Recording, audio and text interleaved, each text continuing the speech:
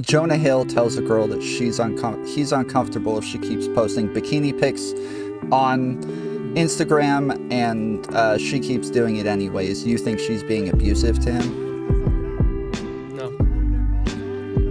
But he's established the boundary, and she's doing it anyways.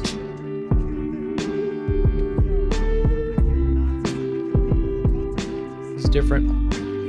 It's like that he just has to address that, and then he never has to talk to her again, except it didn't end there. He did talk to her again. He did keep texting with her. Like, this person who reacts to the way he engages in these relationships in this way, he's still texting with. Like, it makes no sense. So like, so the thing that you're saying would protect him actually never protected him whatsoever. It made her loop more. It made it worse because abuse happens like as two parties, and he's the quote unquote protective behavior like is actually retaliatory behavior of socialization that she's giving to him. It's fundamentally, utterly parasocial by definition. It is no. That's not what I said. I would never. I might say that, but if I do say that, I'm wrong. That's what I would say in my worst like moment. Cut it off, move on. She can talk about you all she wants. That can be never ending. It seems like after a year no, it can't, and a because half, they've only had never ending. And then you direct people to Kiwi Farms. Like you're saying, oh, it's just inevitable. No, the way you talk about people on your stream. With people. All right. All right. I watched your review. I watched first half of your review of my review, and I started feeling sick, so I couldn't. I don't know if it was because I was watching you or not. But I started feeling sick. I still feel a little bit sick. I don't know exactly why. It's pretty common. But people feel sick when they watch me. Yeah. But I wrote. I have a lot of notes, like a lot of notes. Let me just I feel like everything you got wrong. All of this is going to come down to. I gave the analogy of you. If you go and tell somebody that I punched somebody in the face, right, and you don't mention that they punched me 5 times first, that this is going to be like a very dishonest representation of what actually happened there, because you're making it sound like I did this horrible thing, and then you call it abusive and say he abused this person, when like I'm acting in self-defense. I'm returning fire. Now, so this is what I did when I talked to Destiny, is I said, okay, look, like you might think this is like proportional in the way that you're reacting, but I at least want that argument. You can't just say that. Like, I would like to understand how you could even think that's possible for some of these things, right? I expected the same from you, where you give the other side and then explain why you don't think it's proportional and why you think it's still abusive and wrong and why it's not self-defense in a lot of these cases. But I didn't even get the other side.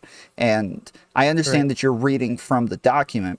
Right. Yeah, exactly. You kept attributing it to me. I'm literally reviewing a document that is not about that side. It is about criticisms of Destiny. It is not about criticisms of Anna. It's not about criticism of Lav. Yes, but this is literally what everybody did with like Kyle Rittenhouse, where they're like, he shot all these people. He's so horrible. He shot all these people. They don't mention that a mob of people are attacking him and assaulting him over and over. Like, you are totally changing the narrative and the story when you're only looking at one thing. There's two things here. There's a really big point that you're making, a really god-awful false equivalency between self-defense and retaliation. There are behaviors and things that Destiny could do in self-defense that are perfectly justifiable and reasonable to defend himself, and that is not the same as retaliation. The things he can do to yes. So almost all of the claims in the report are retaliation and not self-defense. The self-defense would be to address the claims of abuse or whatever and say why this is wrong. Literally address why this is not true. Blah blah. Go over that. But what he does is he drags people through the mud.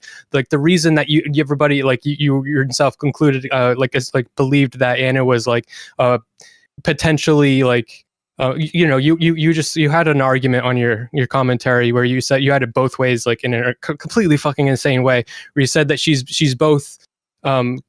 Well, we didn't know she actually was mentally unwell until she said she might have OCD. We just assumed that she's probably like a crazy stalker, and she might be schizophrenic and she might have BPD. I said that we didn't know she was mentally unwell. I said we speculated on whether or not she was mentally unwell. Yeah, so the reason everybody believed that, she was a fucking crazy schizophrenic BPD person is because of the narrative that Destiny put forward. You also also accused me of spinning narratives. But me spinning narratives only makes sense in the context where I'm going against Destiny's narrative.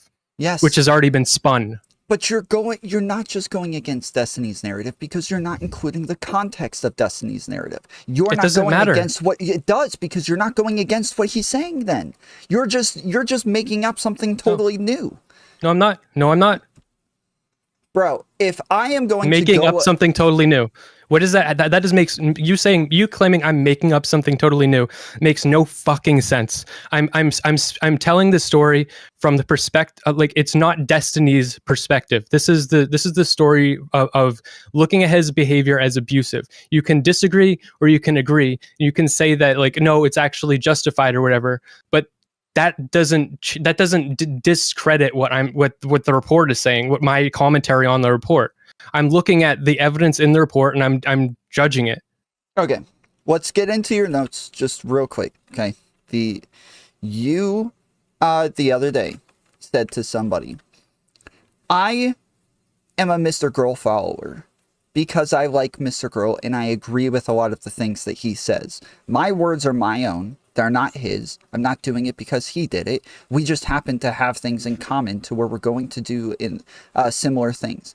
This is the same thing with Destiny. A lot of people follow Destiny because they actually agree with the way that he assesses things. And they're not just being brainwashed by him with his narrative. They agree with his narrative. They have the facts in front of them. They're able to assess it. And they actually agree with his assessment. So just in the same way that you don't want people thinking that you're being brainwashed by Mr. Girl to go do things. I'm not brainwashed by Destiny, and I don't think most people are brainwashed by Destiny either. But me saying that I'm not, what I was saying the other day was that I'm a Mr. Girl orbiter, and I chose to be a Mr. Girl orbiter because I have a similar worldview or perspective on things. Yes. And I realize that there's a demand for people that think like that. And like usually people that think like that, people like fucking hate because like if you think a little bit different, but also there's a high demand for it. It's like there's this weird push and pull where if you think of things in a nuanced spectrum way and you just have an empathetic fucking worldview, then people like both eat it up and they're also like they detest, but there's demand for it. So that's why I became a Mr. Girl orbiter. And sure, but your point that is different from me saying that what you were doing and just making they're discounting my person just copying Mr. Girl. Yeah, they do that to me when I'm saying something like, "Oh, sounds like Max would say that." Mm-hmm. And it's like, okay, yeah, well, that's fuck you. Like I'm saying it, he didn't say it. So like, it doesn't matter if it sounds like he would say it, but that's different from me agreeing with everything he says. That if I agree with everything he says, then that would be me agreeing with his total narrative. And I don't agree with everything Destiny says, video. Though. That's the thing is I don't agree with everything Destiny says. Well, some people do. If you saw, that's fine. But if you saw my interview with him where I'm pushing back on against a lot of the things that he said, and I do think that there were things that he did that were overboard and abusive and messed up, but I've said that to say I don't want to be thought of as the guy who's just copying what Destiny said. But when you're arguing, like even early on, you start arguing against what I'm saying. You're saying, well, you're just copying the narrative that Destiny's feeding you. I'm not doing that. I have my own information. You are making it sound like nobody would believe this stuff unless they ate it up from Destiny's narrative. No, that is what you were saying. That's not what I'm saying. No, that's not actually what I said. What I said was, God fucking damn it. You streamed so fucking late. I lost my train of thought. But that's not what I was fucking saying at all. I was saying that that you are demanding of me that I give his narrative along with Max's narrative. No, facts. Yes, it is a narrative. Yes, it is a narrative. You're saying, no, and that's not me hold saying that. That's not me saying. That's not you saying that. I'm not saying that anybody who would disagree is brainwashed by his narrative. You're just telling me that in order to believe Max or Max's like assessment, Max's narrative of this shit, or my assessment of Max's assessment, in order to believe that, you have to see it contrasted to Destiny's narrative. No, I'm not. I'm saying the facts, the fact of the matter, the facts that happened, the things that actually took place, and what each person did. But we would get what Destiny did, and then be told, "Wow, look how abusive that is." But out of context, and this is the entire conversation I had with Mr. Girl when he was on here as well, is he would keep telling me what Destiny did, but he wouldn't say why he did that. And over, I'm like, that doesn't matter. It does matter. It always matters. Just like I said, if I punch somebody, that sounds horrible. That sounds very abusive, but it doesn't when you find out they punched me first. We'll go over this again. Okay, so the first things first, before any of my fucking notes, the big disagreement that both of us have that I think is a core disagreement with all of your criticisms of my video and all the criticisms of any criticism of Destiny within my video, is that you seem to believe that retaliation is justified, and I do not.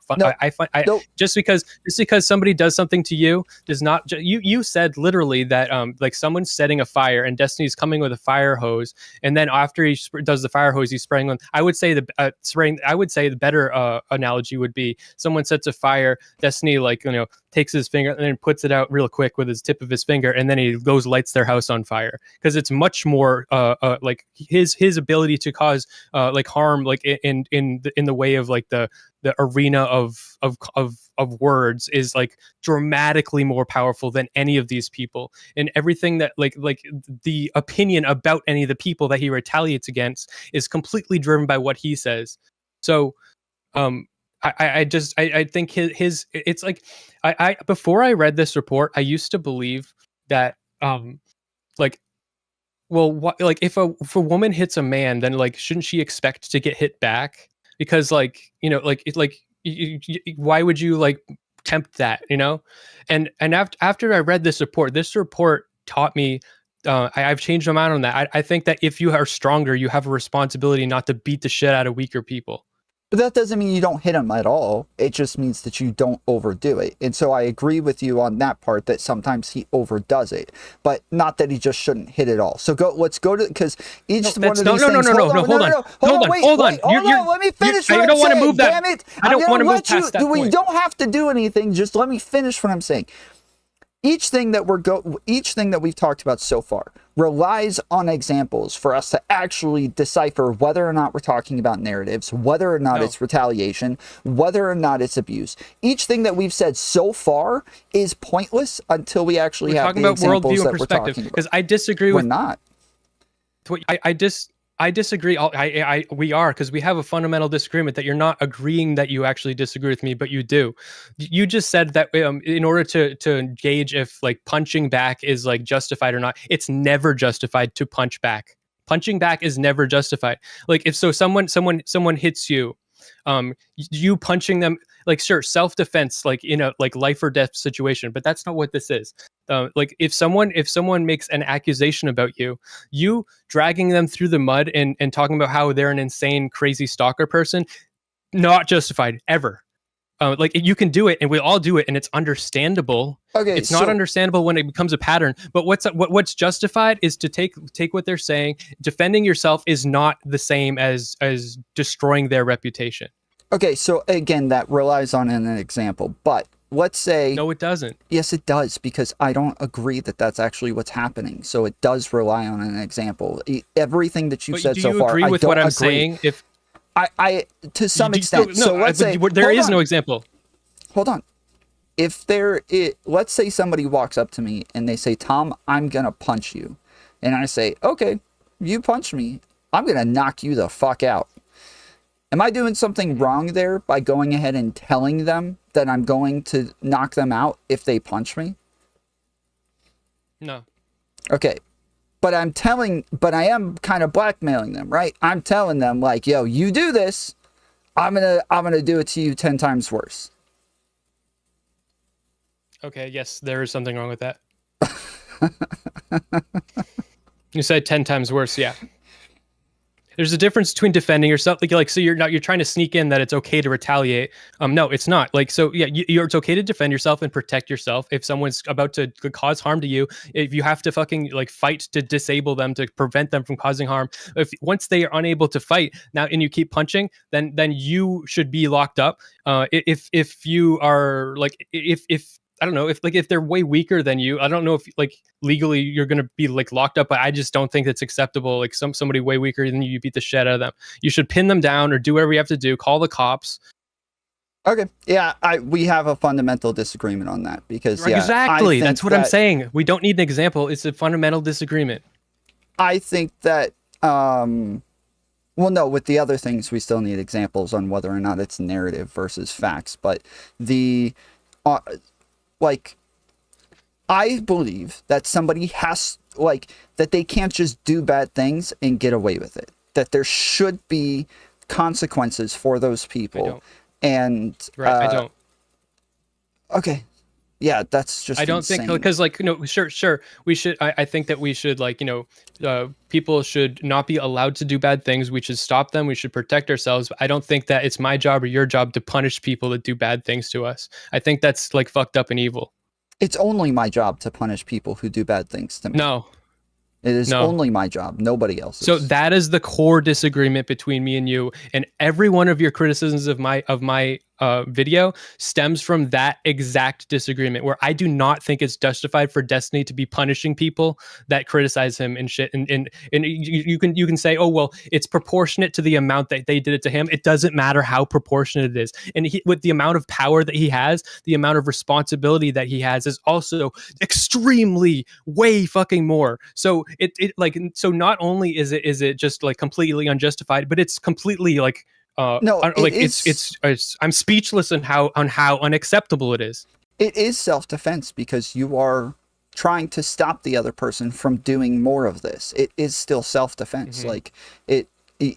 Even the retaliation is still self-defense. If I knock them out just because they punched me, it's because I don't want them to try punch me again.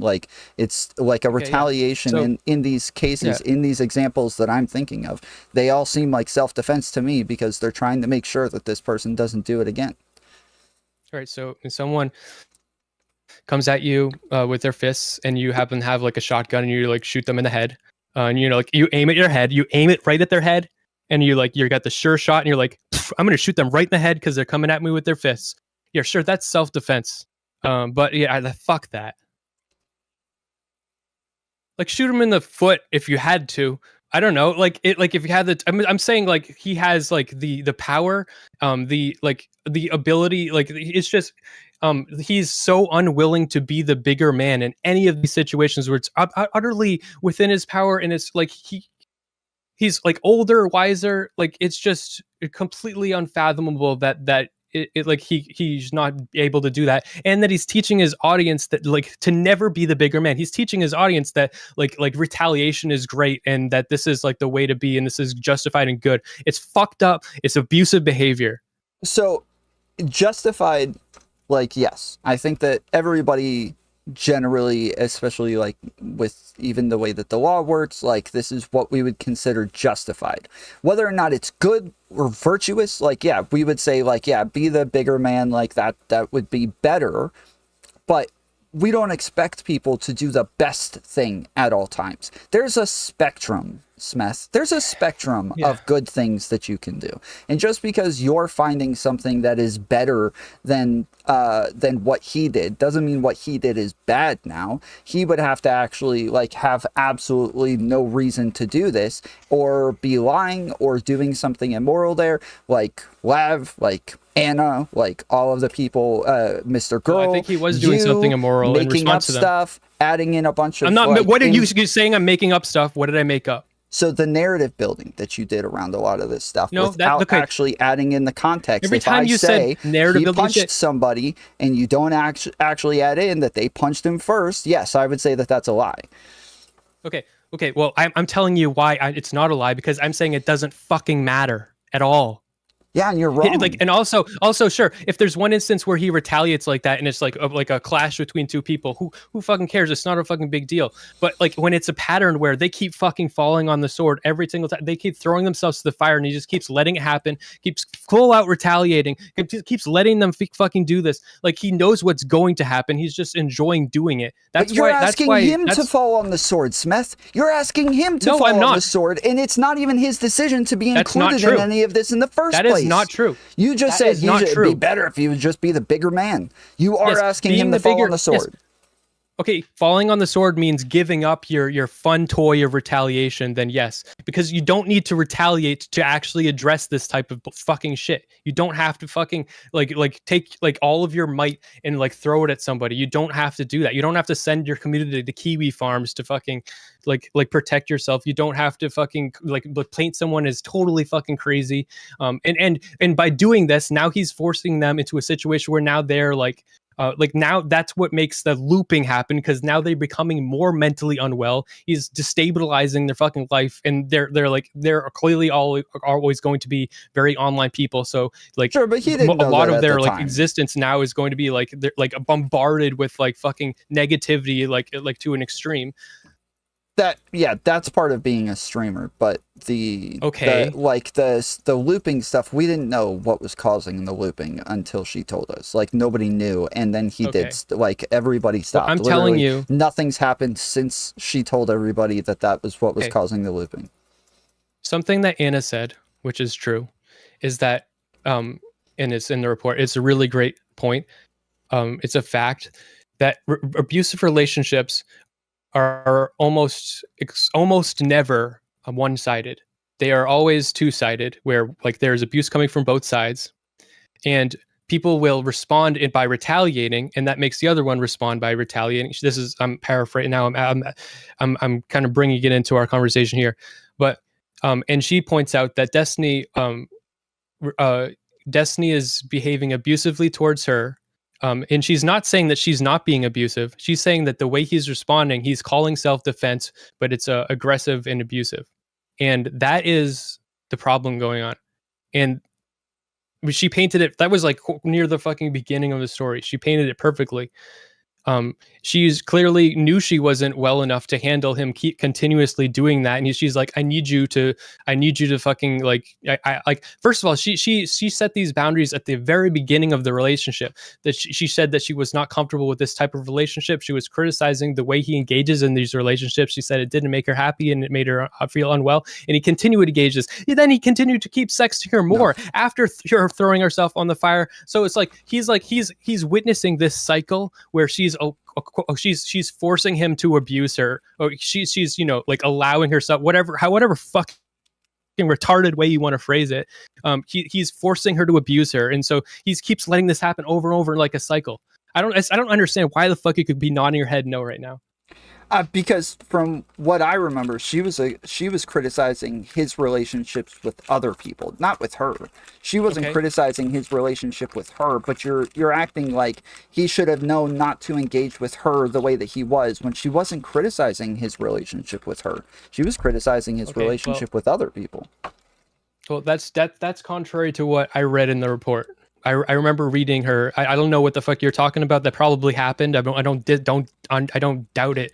But I read in the report that she was criticizing the way that he was treating her. And at the beginning, he said that she was not comfortable with that type of relationship, and she said that she was afraid that he would abandon her. And then he abandoned her because he engages in relationships in this way that she doesn't like. And then she started like freaking out, and she knew that this would happen, and she warned him. As mentioned in there, she's engaged in open relationships before she was with him. I wrote that down. Her last two relationships were open relationships, according to her. So that.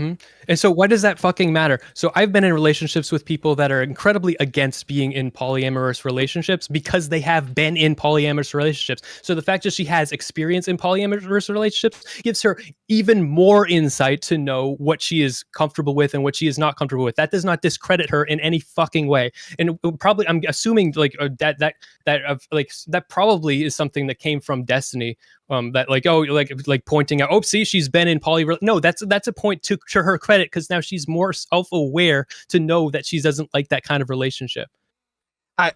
Yeah, I haven't heard her say that. I everything that she said that I've heard her talk about says that she doesn't have issues with open relationships. Her issue was with the way that he didn't contact her sometimes, that she would message him, he wouldn't respond for days, and she didn't like that she was getting ghosted, that he doesn't have like an emotional attachment to people. And she said that these were like dark triad traits where like he could just kind of have very intimate moments with people and then totally detach and not feel close or intimate with them whatsoever afterwards, and that those were her issues. And he says, well, I have like a fiance, like I have somebody else that like these are just kind of like side relationships, and this is just kind of the way it is. She had the options over and over to not be in that relationship. So why did she, so if she was saying that, then why did he keep engaging with her then? Because she was making these boundaries clear. So it doesn't matter. So like the way he's behaving is going to be harmful to her. So it's not his problem. It's her problem. Generally, that's the way that works. Yes. But no. If someone establishes these boundaries, they say, if you behave like this, it's going to be harmful to me. You keep saying that. I don't think that happened. I don't think she established boundaries. I think that she was criticizing him and the way that he has relationships with people. But I don't think she ever established like I already told you, I'm not doubting that happened, but I'm also telling you that she told him that that she does not want to be abandoned, and that she is afraid that they'll have, like, this is at the very beginning. So she told him that this would happen at the very beginning of the whole fucking thing. Yeah. But those aren't boundaries. Like her telling him that she's afraid of being abandoned, that's not a boundary. That's you keep saying boundaries, and that's where I'm taking issues. Those boundaries didn't exist. Okay. If someone tells you that if you behave in a certain way, it will hurt them, you should take it upon yourself to make that a boundary. And I think if you don't, that makes you kind of an abusive person. Unless you have a good reason, and there is no good reason here, except he wanted to get his rocks off. So, like, Jonah Hill tells a girl that he's uncomfortable if she keeps posting bikini pics on Instagram, and she keeps doing it anyways. You think she's being abusive to him? No. But he's established the boundary, and she's doing it anyways.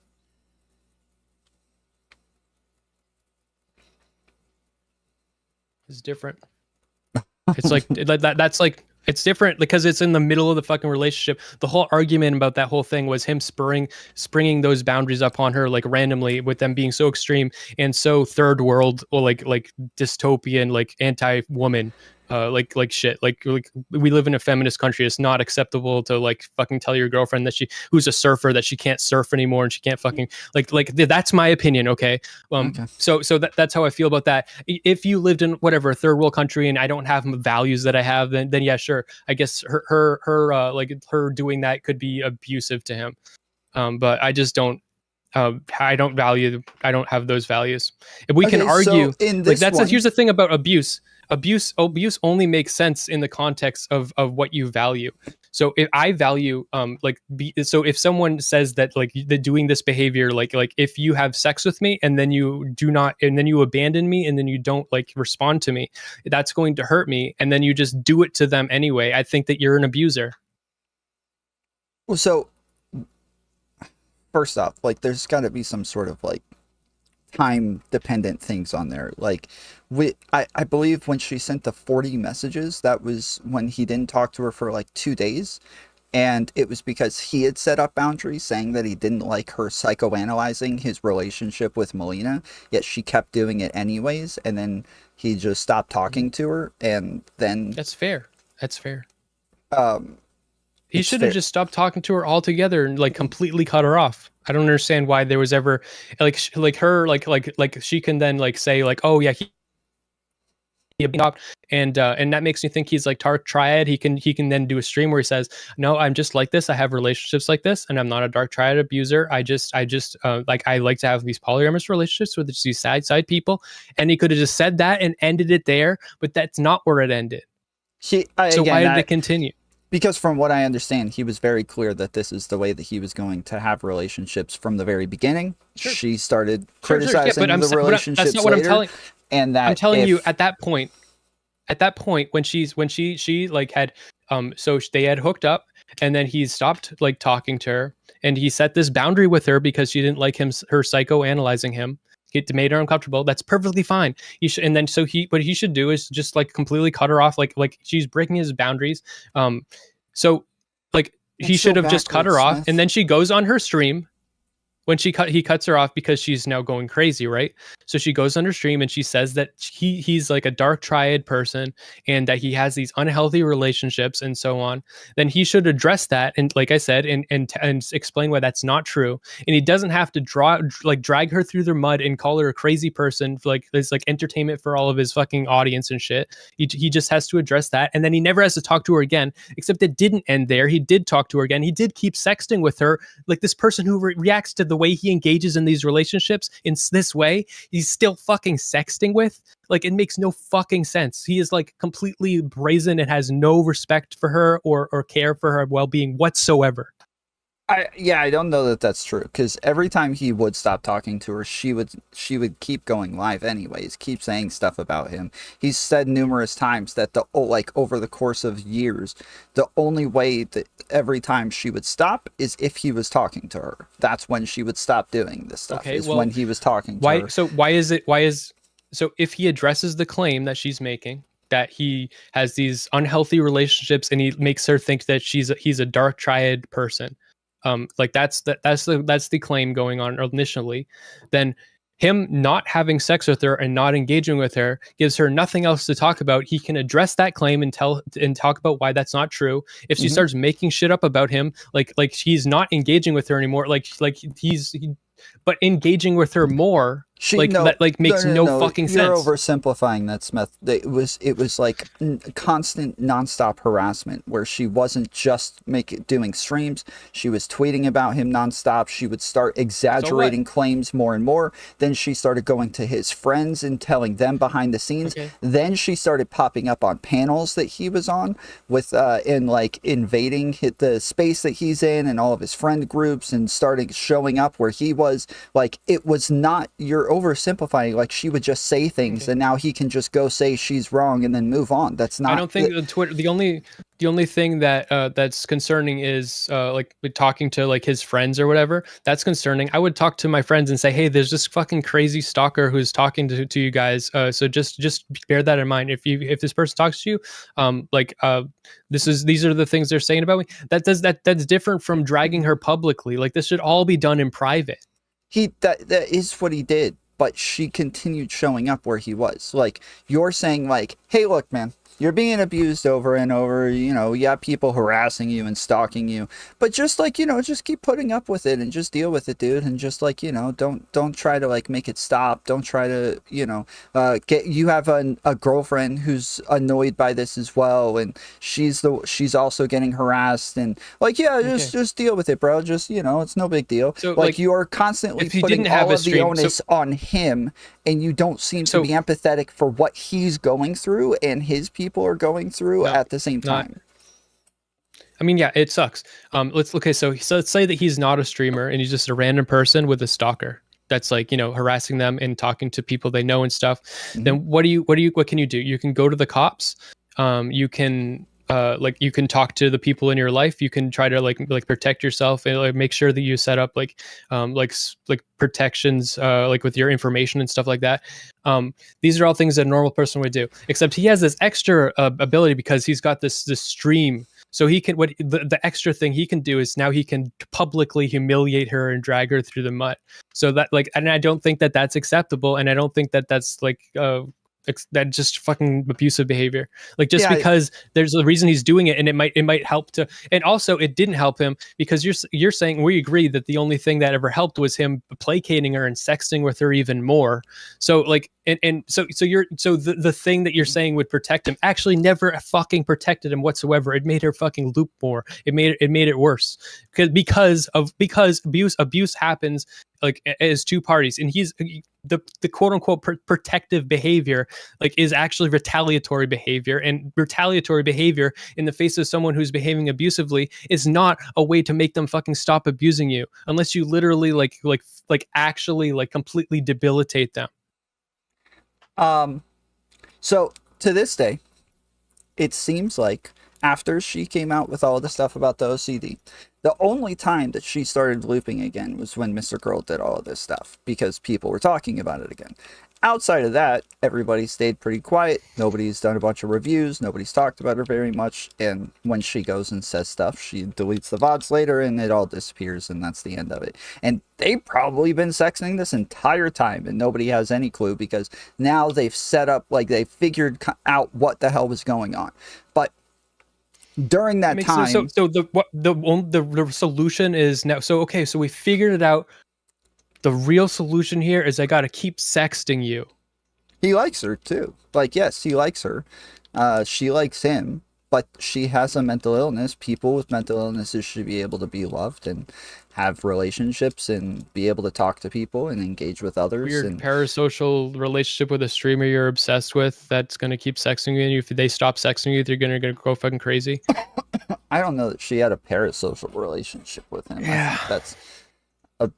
I don't know that. Do you know that? It seemed like it's fucking obvious. No, it's not. It's not. Okay, parasocial. He's not giving her the same amount of socialization that she's giving to him. It's fundamentally, utterly parasocial by fucking definition. Like she is like obsessed with him, thinking about him all the time, and he doesn't want to give her the time of day, and that makes her fucking go off and send all these fucking messages. That's literally like what a parasocial. Okay, you don't think but she had OCD about him. No, not about him, about the stuff that was being said about her. It was other people talking about this stuff. It was him going on stream and talking about this stuff. It was other streamers going on and talking about this stuff, like we're doing right now, or like what Mr. Girl did. That goes contrary to what you said earlier, where she was talking about him for no reason, and she like if you stopped talking about her and stopped talking to her, then she would just keep going off and off. But what you're saying now is the thing that she was obsessing over was the fact that he was retaliating against her and she had to respond to it, which makes perfect sense to me. Yes. I agree. Wait, I'm not sure what you think is contradictory there. It's not just talking to her. She said that the things that made her loop were everybody else talking. If he talks to her, that doesn't stop her from going on stream and saying things. Everybody talking shit about her. She still randomly goes off about him and says crazy stuff, and then it disappears after a couple of days. But other people reviewing it and talking about it and all of that stuff is what made her loop. So the talking about him didn't. As far as I understand, like the last I checked, it was still happening. But the looping is just, to me, like I don't understand why it's a loop. It's just like unhealthy, defending herself unhealthily, unproductively, but she's defending herself. Like because that's what it's the same things. She just repeats the same things over and over and over and over. She'll have like 5 talking points that she repeats over and over and over, and she'll go live for days and stay live for hours, just saying the same 5 things over and over and over and over. Okay.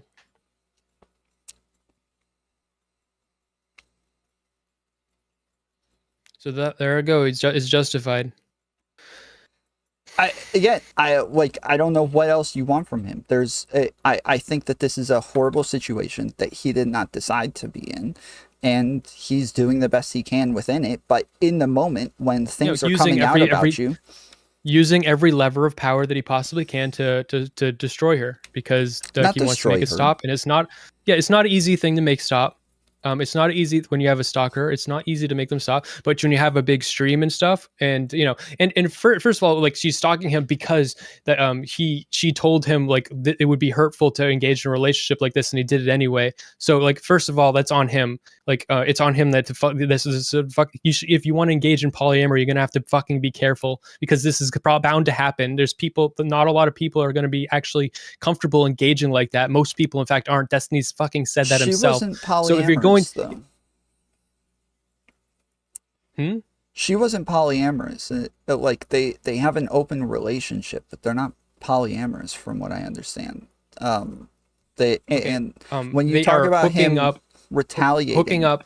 you're talking about somebody who is not a credible person saying things that are not credible and him discrediting her. Like when you say like he's calling her crazy and all this stuff, like yes, he is discrediting somebody, saying things over and over about him. He has no clue what she's going to say next, and he discredits her to make sure that people are not believing the stuff that she's saying. Yeah, I don't agree. I don't like that. That's to make sure that people don't agree with the stuff she's saying. I think You is said like that's what fundamentally. he should do. You No, said he I should think he go should and make sure that people don't believe it's this. not. It is no. That's not what I said. I would never fucking. I might say that, but if I do say that, I'm wrong. That's what I would say in my worst like moment, because like you to make sure nobody ever believes her. That's not the same as addressing what she's saying and like and make and like protecting yourself, like saying like this is what happened. Like make everything public about what happened in the relationship exactly, like like so there's no like then just cut it off, move on. She can fucking talk about you all she wants. You're clearly you have an unhealthy impact on her. Continuing sexting with her, that's not acceptable. She's like there's no healthy relationship that can go on from here. Just whether or not he's a coomer and fucking wants it doesn't fucking matter. Stop engaging with her, tell all the details of what's gone on, make so that people know, like, and they can fucking draw from. There's no abuse going on, and now that you could can be just never drop ending, it. Smith. That can be never ending. It seems like after a No, year it can't and a because half, they've only it had is never ending. they've only had. It doesn't matter how like she can keep looping about it and shit, but you're not engaging with her anymore, and you've already like addressed every claim, so there's literally nothing else that can happen. There were new ones coming out all the time, Smith. Yeah, there but were if new you ones make coming everything out all the time. Yes, you're saying he has to keep addressing things nonstop. What I said was, if he cuts her off and no longer engages with her, there are no new things to talk about. At that point, if she starts coming out with new shit all the time, if at that point that is true. So they've hooked up and they had this like relationship that had gone on I don't know how long. Okay, there's only so many things that can happen there. After he stops talking about her for 3 months, she comes up with some new fucking story, and she keeps coming up with new fucking lies about him. It's clear at that point that they're lies. Like it's like listen, if you just cut it off. I promise you, there are after you would think that would be the case after like the first 5 or 6 times, right? But again, after like a year and a half of this, even me, lots of us would hear something new and be like, and she would put out some like, texts that are out of context, and we'd all look to Destiny like, wait, what the hell, dude? This one looks weird. She is a cute, blonde-haired, blue-eyed girl that people just happen to want to believe regardless of what's happened in the past. And then people like you and Mr. Girl come out and do it all over again, because people are always going to do this with her. There's always going to be somebody taking her narratives and then starting to push them on him again. I'm actually just analyzing Destiny's behavior towards her. I'm not really like the things that are in the report are not the claims that she has made about him. Like there are DMs between her and Lav where she says that Destiny, like the worst like in there is that she says that Destiny told her that he's a psychopath. Like that's the worst like thing that like comes strictly from her, just a narrative from her. But like all the rest is like literally his direct treatment of her and his direct treatment of Lav. Like it's not like this narrative shit that's spun from her. It's literally about his retaliatory behavior and why that is unacceptable. And I know that you disagree with me about what is acceptable retaliatory wise. And I like we just have this fundamental disagreement. Matter is that as we're going through this, I'm hoping you're starting to understand that like she comes out with something new, everybody blows up on Twitter. They start like retweeting it, talking about it. People are in his chat asking him to respond to new things. All of his enemies, everybody that hates him, is going over this stuff and talking about it, having her on to talk about how horrible he is. Like it was just it just kept happening, and every time you thought that it was over and she was gone, she was come right back out of nowhere. And like over time you would have more and more people just like, oh no, this is happening again, dude, what the hell. But there's always a new white knight to bring her on and to push her stuff. Okay, so was the looping happening because of the way people were talking about her, or was the looping happening because she was obsessed with Destiny? It seemed to be because of the way people were talking about her. And what was it? Was it because people were defending her, or was it because people were talking ill of her? Both. So like the more people, so the more people defend her and the more they spread her message, the more people are going to start responding to it and trying to like debunk the claims or talk about like, I don't know, Destiny, this is a weird one. I don't know about this one. And so the question is like, we don't know why the initial claims came out each time. Like what pushed her to out of nowhere make a new claim? Nobody knows. I still don't know that part. I don't think it makes sense that it would be both people like speaking ill of her and also people in defense of her. I think that people in defense of her, it's going to make perfect sense. No, hold on. It's going to make perfect sense if people defend her for her to be emboldened to defend herself. Yes, the looping was because of people pushing back against her. That was where the looping came from. But it's not because of people defending her. But I'm saying the people who start talking about it and reviewing it and pushing back are only doing it because other people are amplifying her message. Okay. That's why I said both. So amplifying her message is bad because it amplifies her message. She keeps saying the same things 5 times over and over, but there's no new things coming out all the time. So there's a contradiction in what you're saying too. You're saying that she like literally looping, but also new things coming out all the time. Nope. Like, so which one was it? It is both. So a new thing comes out. She's got like her 5 talking points on that thing, and then stream after stream after stream, she's looping on it. Same thing over and over and over and over. So the looping is just like people are telling her she's full of shit, and then she's defending herself again. Yes. Then it goes away. Then she comes out with a new claim with 5 new talking points and loops on those and loops and loops and loops and loops. Okay. Then it goes away. New claim, new 5 talking points, loops and loops and loops and loops. This is how it just continued. Yeah, so I think that to put it in the phrasing of I think people, I would assume on your side of the camp, I would say if you're a public figure, sometimes you have like stalkers. Like you're a streamer, you're gonna have stalkers.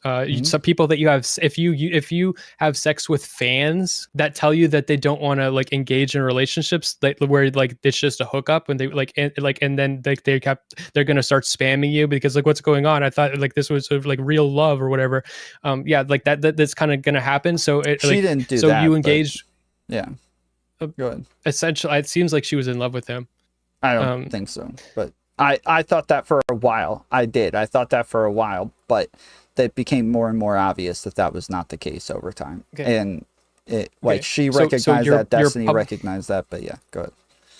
Okay, so you're a public figure and you have sex with fans, and you have sex with fans that tell you that having sex with them is going to make them obsess over you, and then they start stalking you and stuff.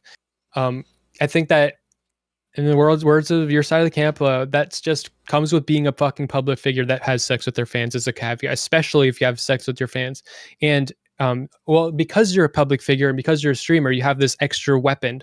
So you're allowed to have sex with your fans in this irresponsible way, and then you can use your platform to destroy them when they start obsessing over you. So it's like that's abusive. If it's just an obsession, and then and then he goes and destroys them, sure, but you're like strawmanning the hell out of this with narrative to make it sound way different than what actually happened.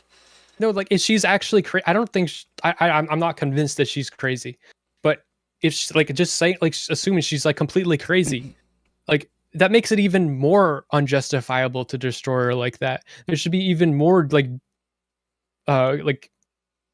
compassion. Not less. You have a big platform. Schizophrenic comes out, starts saying that you rape them. They have DMs with you. They have pictures with you. Everybody knows that you guys knew each other. They start saying that you killed their cat, that you've been sexting their mom, and you come out, you disprove all these claims. They come back and do it again. They do it again. But when you disprove the claims, you're doing it on your platform, and you're not only like you can't only say they're wrong, but people want to know, well, if they're wrong, then why the hell would they say this? Why the hell would they say this? Why would they just make stuff up? Why would they do that? And the point is, they're freaking crazy. They just do this. This is what they do. No. So what you do, like in the case of like somewhat like Anna type situation, is you lay out all the facts of their relationship with this schizophrenic. I don't know, you're just like, you're giving me like no context, like ironically, but there would be context as to why you had a relationship with them.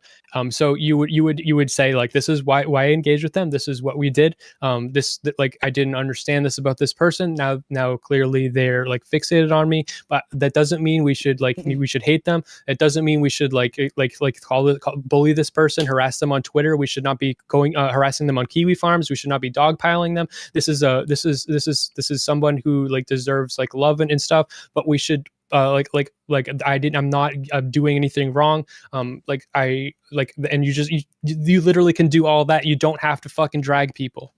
If they're a public figure, they're streaming, they're going out, they're putting this stuff out on their platform, people are already going to talk about this person. Like, they're obviously, the fact that the message is spreading so much is already obvious that people are talking about these people. Tons of other streamers, big freaking streamers, were talking about the stuff that she was doing. Like, it wasn't. But I'm saying when you are the person that they are like obsessing over or whatever, and then you go on your stream and your way to diffuse that is to make them look like shit, then it's going to make a fucking wave of hate. And then you direct people to Kiwi farms, like you're saying, oh, it's just inevitable. No, the way you talk about people on your stream with people. So yeah, you shouldn't fight back with a crazy person like that's obsessing over you just because you have a big stream where you can tell everybody they're crazy. When people say somebody's crazy, like, they don't mean like literally like mentally insane. They should be in an asylum or something like that. Like, they're it's like an insult. Like, if I call somebody retarded, I don't mean like they ride the short bus. I'm saying like I'm discrediting their ability to think, right? Lots of people, when people talk about people being crazy, 90% of the time, they're not actually saying this person has a mental illness. They're just saying people were actually saying there's something actually wrong. Like, you were saying that people were, that was the case. Yes. Yeah, everybody assumed there's like literally like she's like got a voodoo doll of Destiny. She's smearing shit on the walls, writing Destiny. Sure. On all of her walls. Like, people thought she was like cartoonishly like evil and crazy. So yeah, but that's what he painted her as a way to discredit her. So that's what he painted her as a way to discredit her, along with like sending his like community to Kiwi farms and shit like that. Sure, and I agree he shouldn't have done the Kiwi farms thing. Like, I'm not gonna defend that. Like, the issue is not his retaliation over and over. It's like overkill. It's the way that he retaliates sometimes is just too much. But at the same time, I look at somebody who's an abuse victim, who's been putting up with this stuff for a year, and I don't know how much I expect of them at that point. Like, they're going to get insanely infuriated. They're going to be tired of putting up with this. The people around them are tired of putting up with it. And they're trying everything just to make it stop. Okay. I agree. Like, it makes sense. And it's understandable. And we all do this. We all do this retaliation, this stuff that I'm saying is bad. We all fucking do it. And it's hard not to sometimes. What I'm saying is, when you have that, first of all, it wasn't just one time. It was a cycle that kept repeating itself, and he kept feeding back into it by engaging with her again, which I said, no matter what he did, he should not have no matter how much he thinks she's hot, she should not have continued to engage in that relationship with this person. Like, that's like, it's absolutely like out of the like, for her own well-being. It's on, like, not just for his self-protection, also for her well-being. He should not be engaging with like her like that.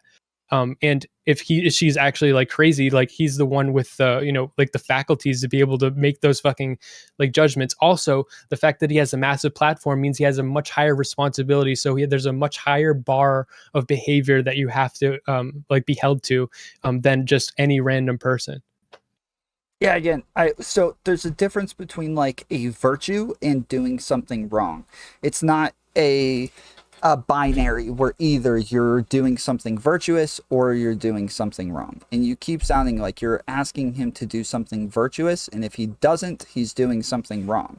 Whereas in this case, like, there's whether or not it's justified does not mean that now we think this is virtuous and this is the best way of handling it. It just means that, like, we wouldn't say this is wrong based on the context, based on everything that he's been through.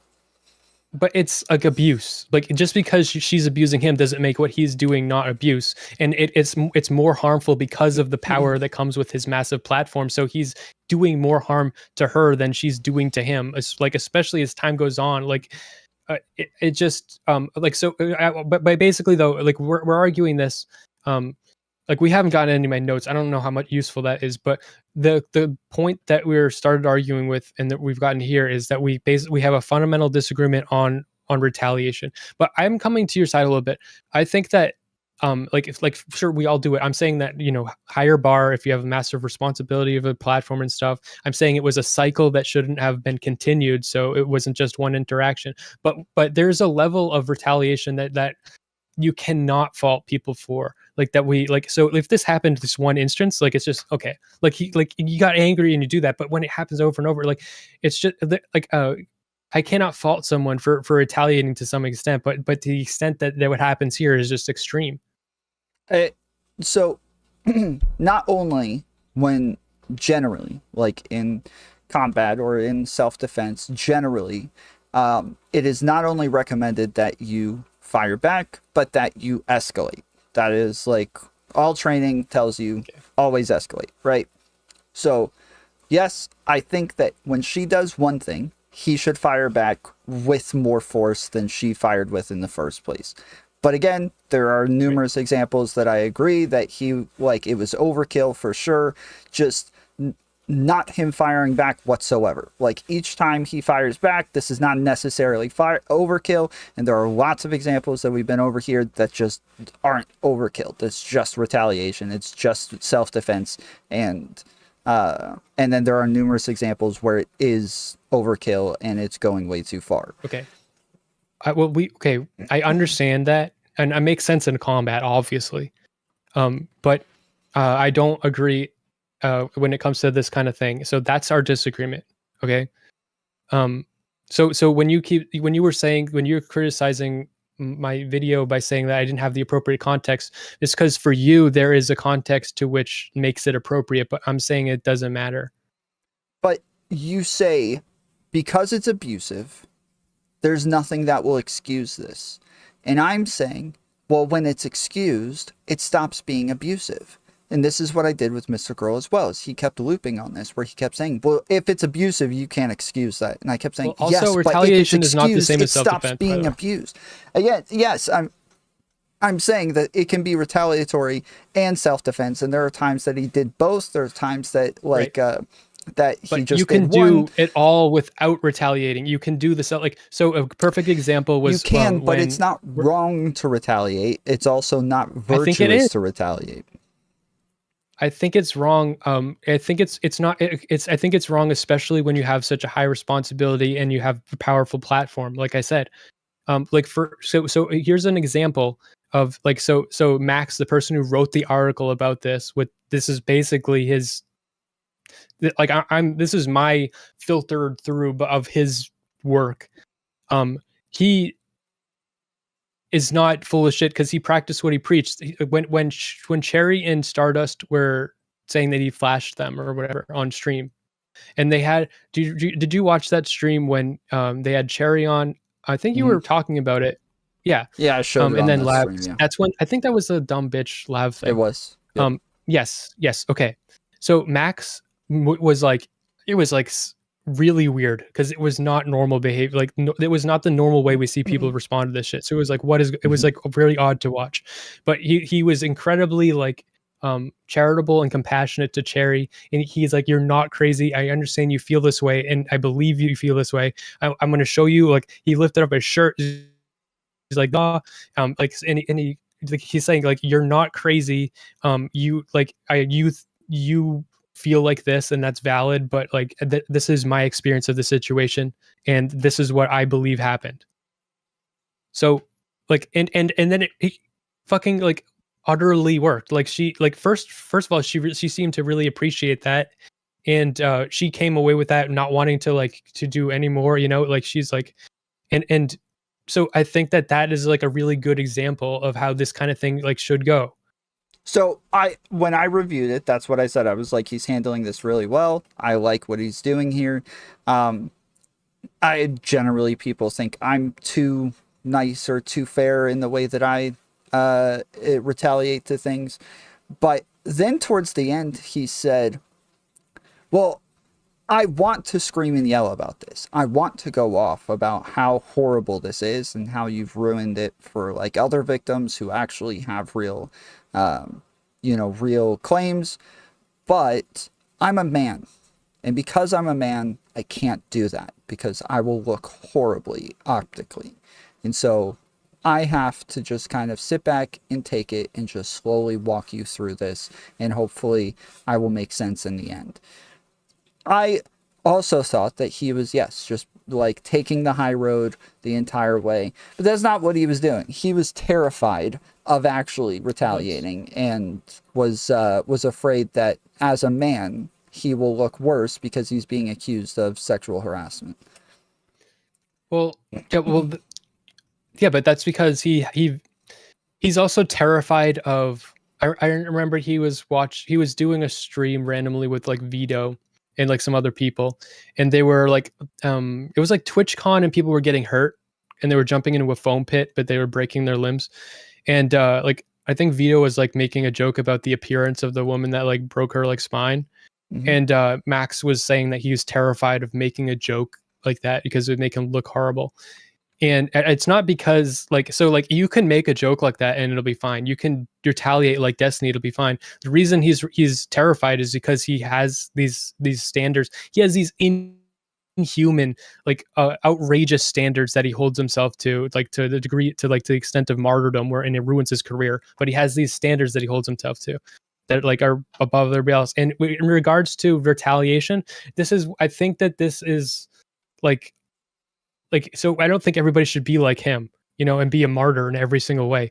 But in regards to retaliation, I think that this is something we should learn from, because I do think that we're creating, when we promote retaliation as the status quo, we're making a system where it's a cycle of abuse that's going to like cause like a lot of fucked up situations. And I think we should try to fix that and rise above it.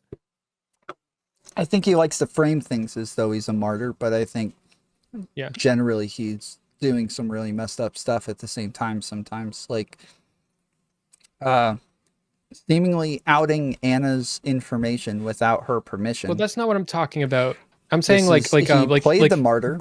He said, well, I can't tell you whether or not I'm allowed to do it because I'll talk about that in a second. It'll fall back on the victims. I want it to fall on me.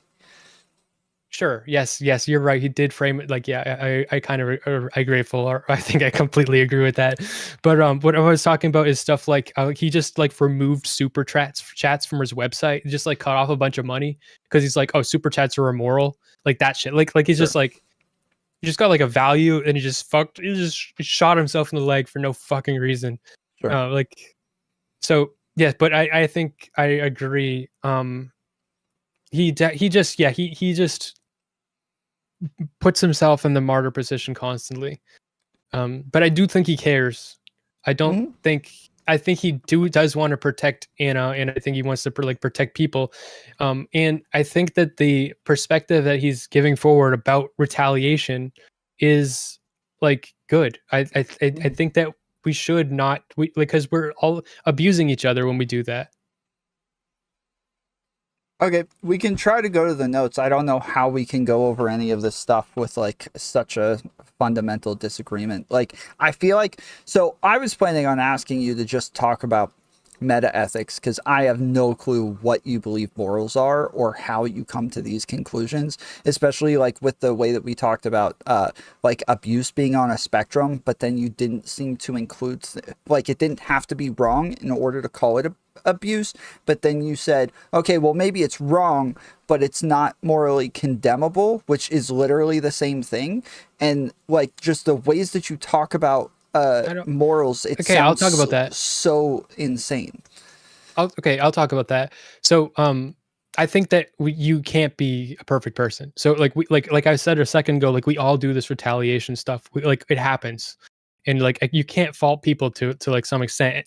I also said the more responsibility you have, the more you should be held to it. But like, so I think that a lot of abuse is stuff that we all engage in to some level. It's just like some people do it a little bit more, and then eventually gets to a point where it's like, oh, hold on, well, you really need to stop. And that line where we decide you really need to stop is different for different people and different in different cultures and different things and different value systems.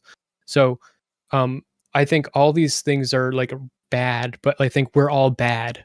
You know, like if it's acceptable bad, but like it's bad as like you got you're a glass of water and you've got food coloring and like we're all a little bit pink and we're dropping like red drops into it, and like yeah, we're all just a little pink. It's bad. You got the bad red drops in your water, but like we're all that. But some people have a little bit more red, and it's like you could put a little bit less food coloring in your water. I guess, but we're like just saying everybody does things that are wrong. Like nobody disagrees with this, right? Like everybody agrees that we do things that are wrong.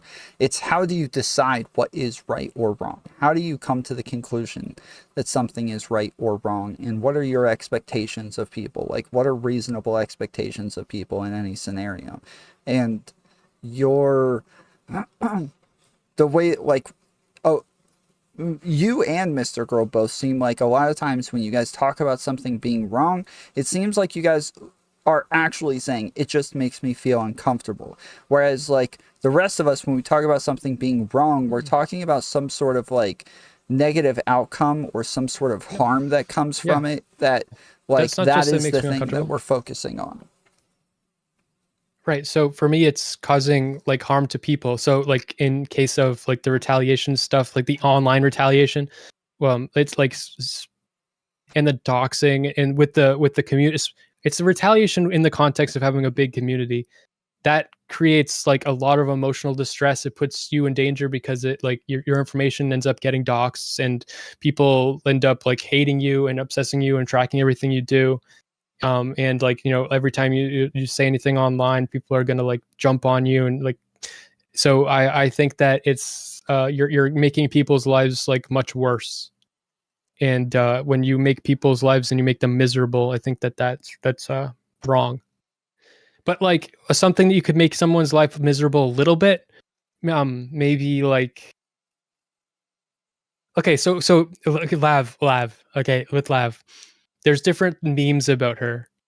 And some of them are like way more like gonna cause her like regardless of like who started it, if she starts it or not.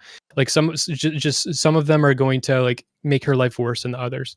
And like trying to like get her like her fiance to like break up with her.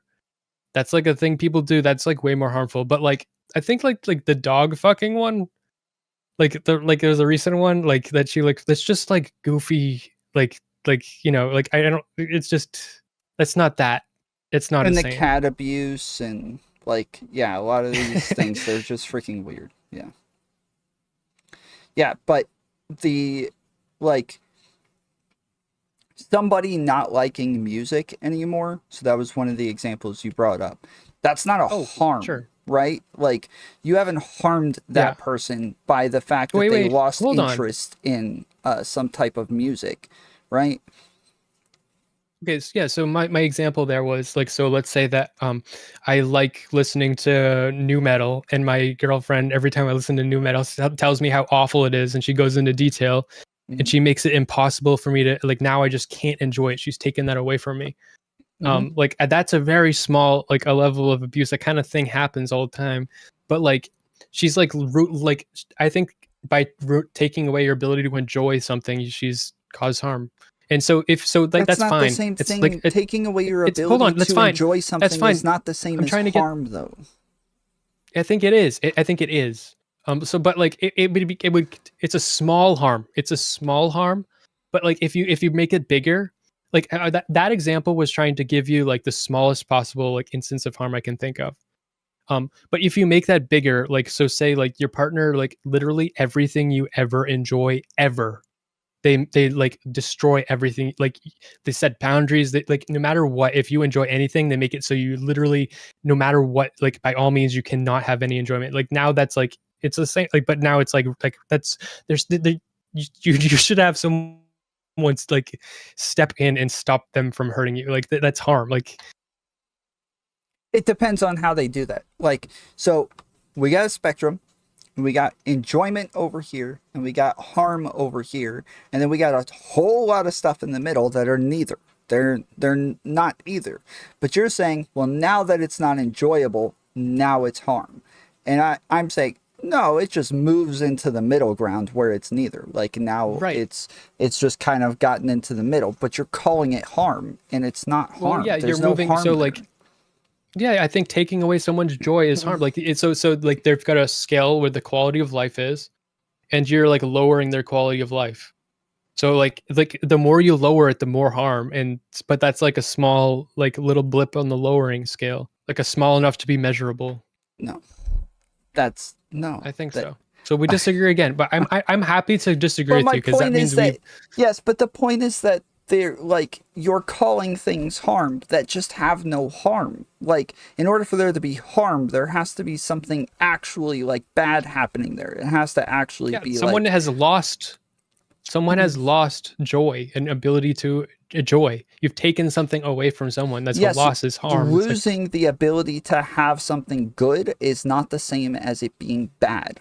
Again, I think it is. Like you're equating things that are not the same. You're just saying it falls into the neutral zone. But you agreed with me that if you literally take away someone's like complete functionality to experience something good, like they can't enjoy anything anymore. I said it depends on how they do that. So like, let's say somebody is coming over and they don't want you to have friends anymore. They're being controlling. They don't allow you to talk to your family. They don't let you go to work. Like, sure, that's a super messed up thing.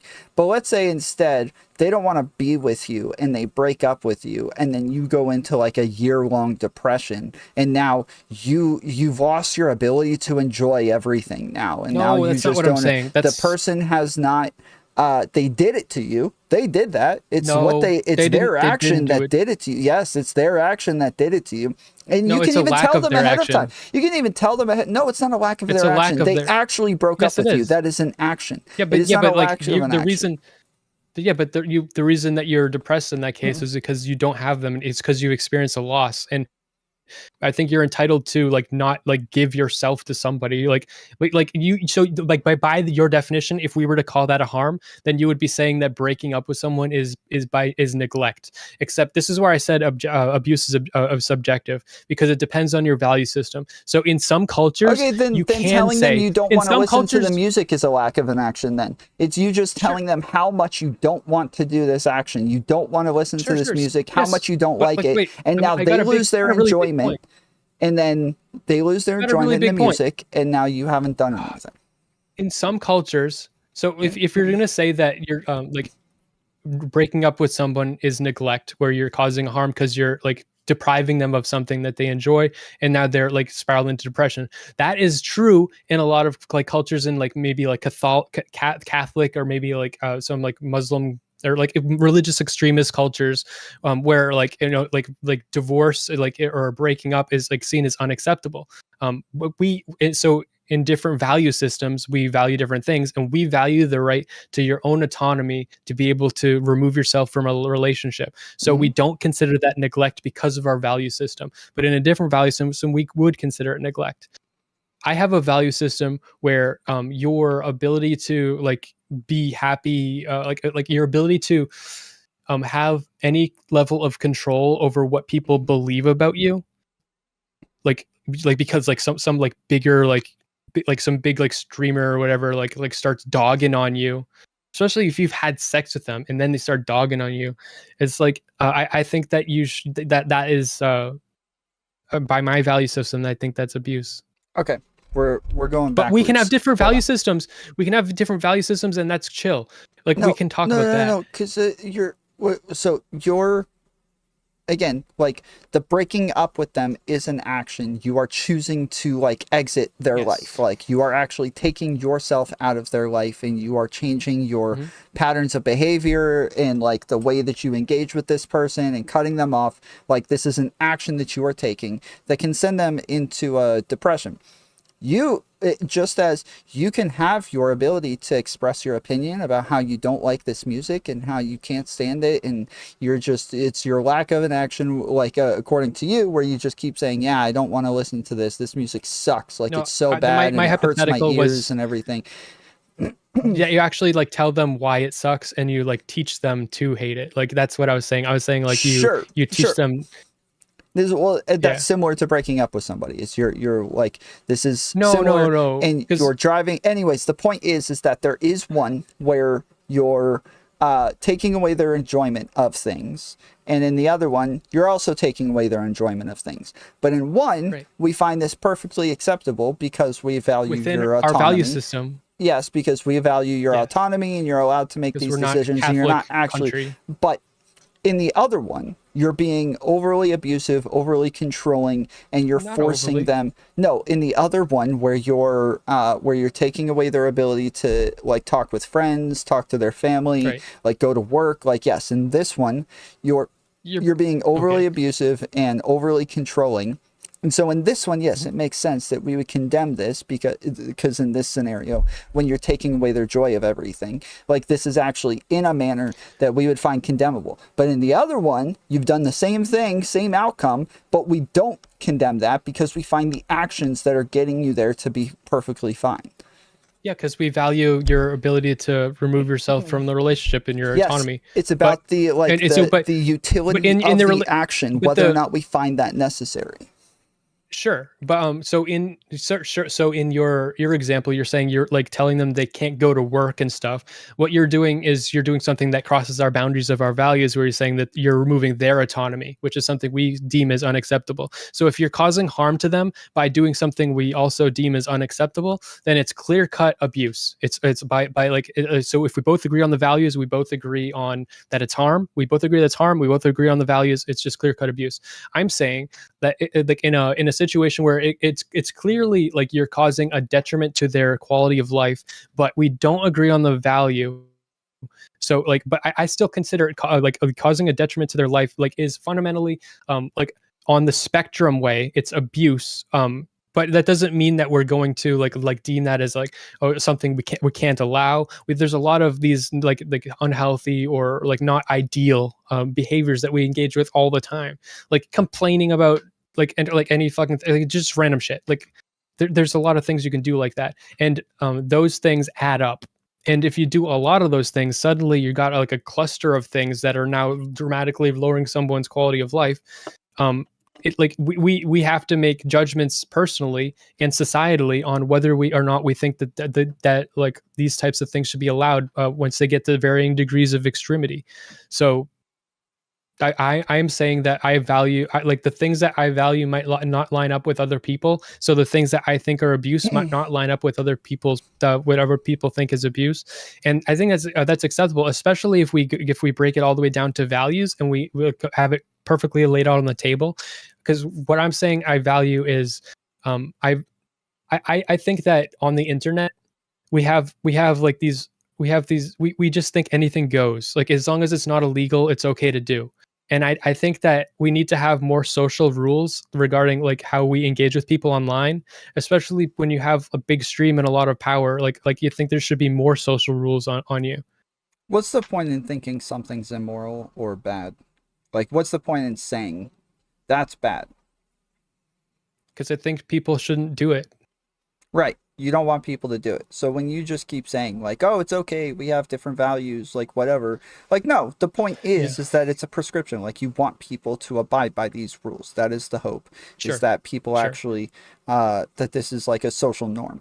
But if you have a norm that nobody else finds acceptable, like some rule that nobody else thinks is, like a rule that makes sense, and you're calling something abusive that nobody else thinks is abusive, you've lost all utility in that claim. Okay, yeah, but that's not the case with the internet stuff, because it's clearly emotional abuse. It is just that in the context of the internet, meta ethics right now. Okay, you keep going back to Anna and these other things. We're talking about meta ethics. Like, it doesn't make sense to call things abuse. And well, within the examples that we're talking about, I am, because when you say, I wouldn't make it my a small thing that could cause like a little bit of harm, it could cause harm if there was a lot of it. So I'm going to call this harm and say that this is abuse now. But I'm saying you lost utility in that claim if that little thing is like a speck of abuse, but it's only actually. You were telling me that I was making a prescription, and I'm not making a prescription about like the small things. I think we're all a little bit abusive, but that doesn't make us like an abuser. Yes, but you're making a moral claim when you say that it's abusive. Calling somebody an abuser is, hold on. We should all try to be less abusive. Is a label. Like you're putting a label on somebody, right? So somebody doing something racist is the moral claim, but calling them a racist is the label. These are different things. I do have a prescription. You're right. I do have a prescription. I think we should try to not be like, by my definition of like this little incremental, I think we should try not to be abusive, but we can't avoid it. But so it's like just try to mitigate it. That's my prescription. It's like, so as much as you possibly can, try to mitigate it. That's all. What's wrong with, I think that's a good prescription. Because it's not actual harm. That's the point. You're not actually lowering talking people's about harm. quality You're of life. Talking about things. Yes, I am. I don't think that's quality of life. It's like not enjoying a band anymore or a type of music. Okay, then we disagree on this specific example then, because I think that if you like ruin someone's ability to enjoy shit, then that's lowering. So what if like I'm just trying to think of not like a fantasy stupid one, like we're like I'm making up like a real one. I used to enjoy watching Mr. Girl. I stopped enjoying that. My quality of life didn't go down whatsoever. Still same quality of life, but that's not what I'm saying. I used to enjoy it, just don't anymore. No, that's kind of same life. You also don't have like any type of like relationship, like or a commitment or responsibility. Sure, you could make a world. Neither do you to a band. Sure. So you can make a universe or whatever where you hold content creators to a responsibility where they have to make all of their like viewers happy, and then if they don't, they've abused their viewers, and I think that's ridiculous.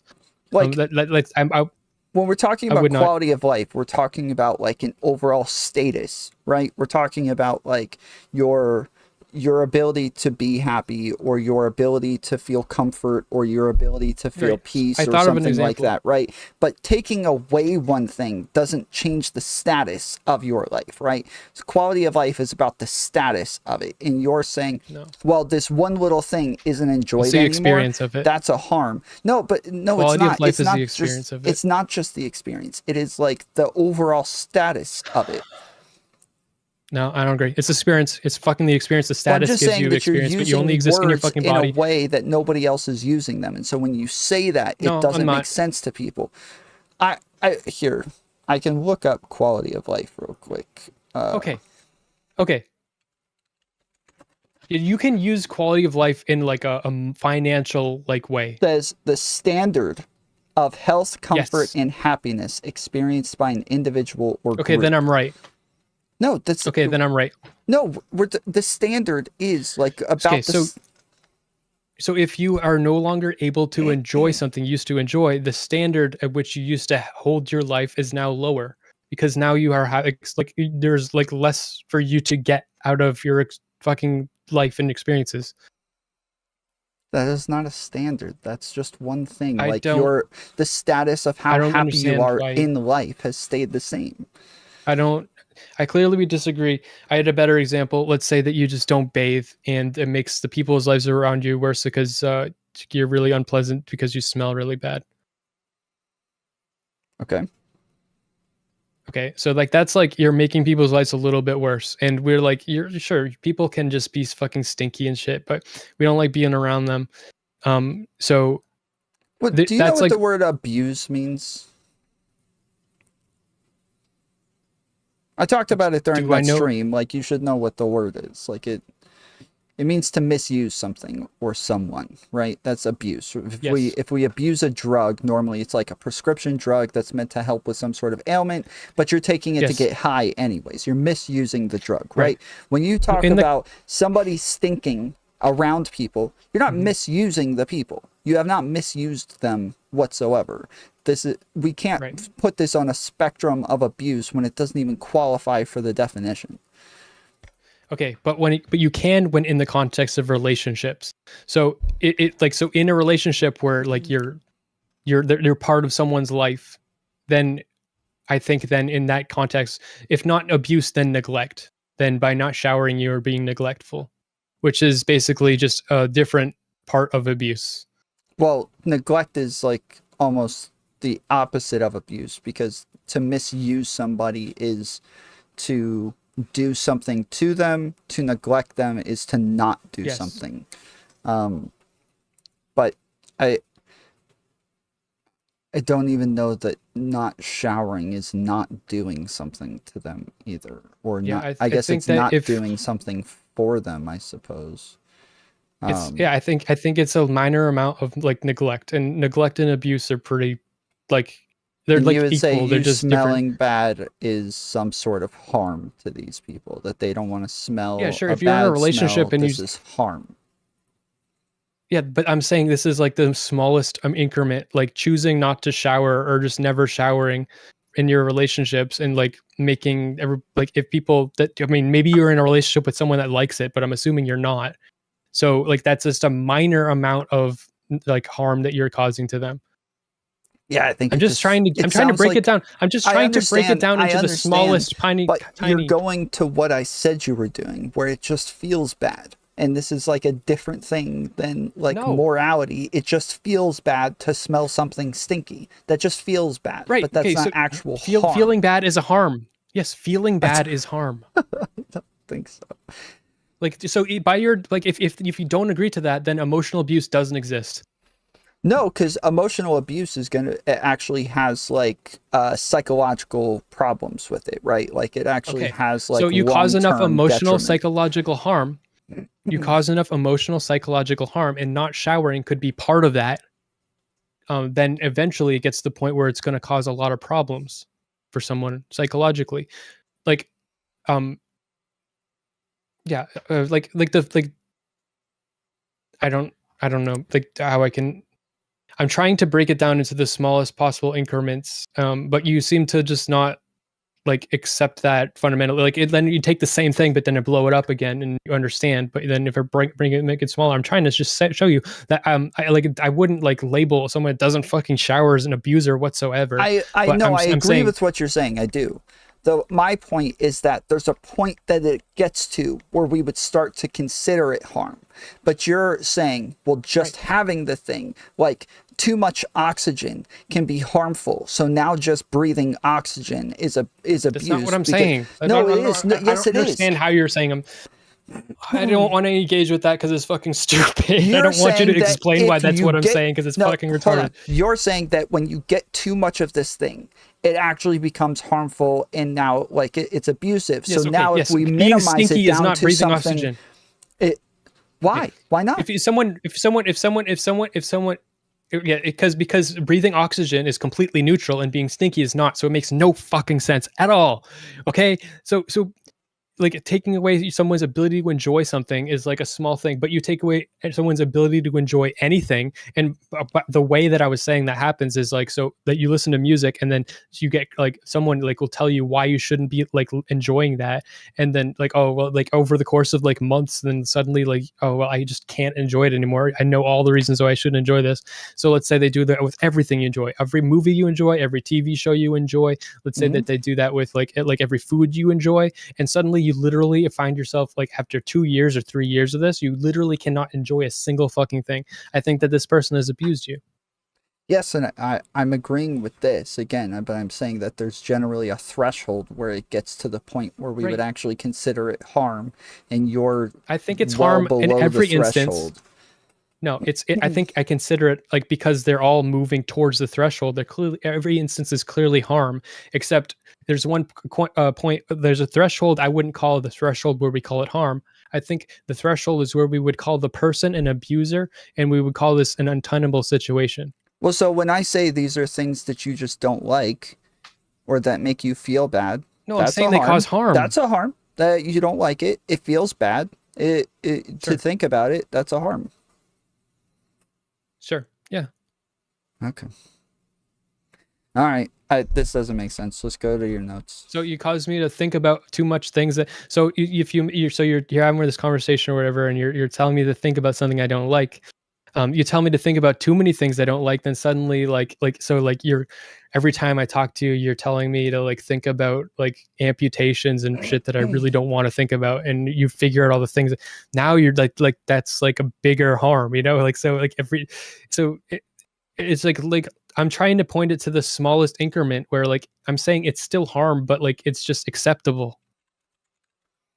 But if it's acceptable, it's not harm. Like, it's not immoral. It's not bad. I think harm is acceptable until you meet a threshold. Okay.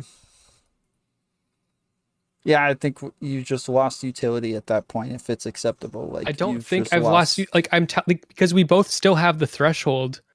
It's just I'm saying like I think that if you refuse to call it harm until it meets a threshold, you're losing the utility. Like you're unable to have any analysis or nuance regarding anything before that threshold at all.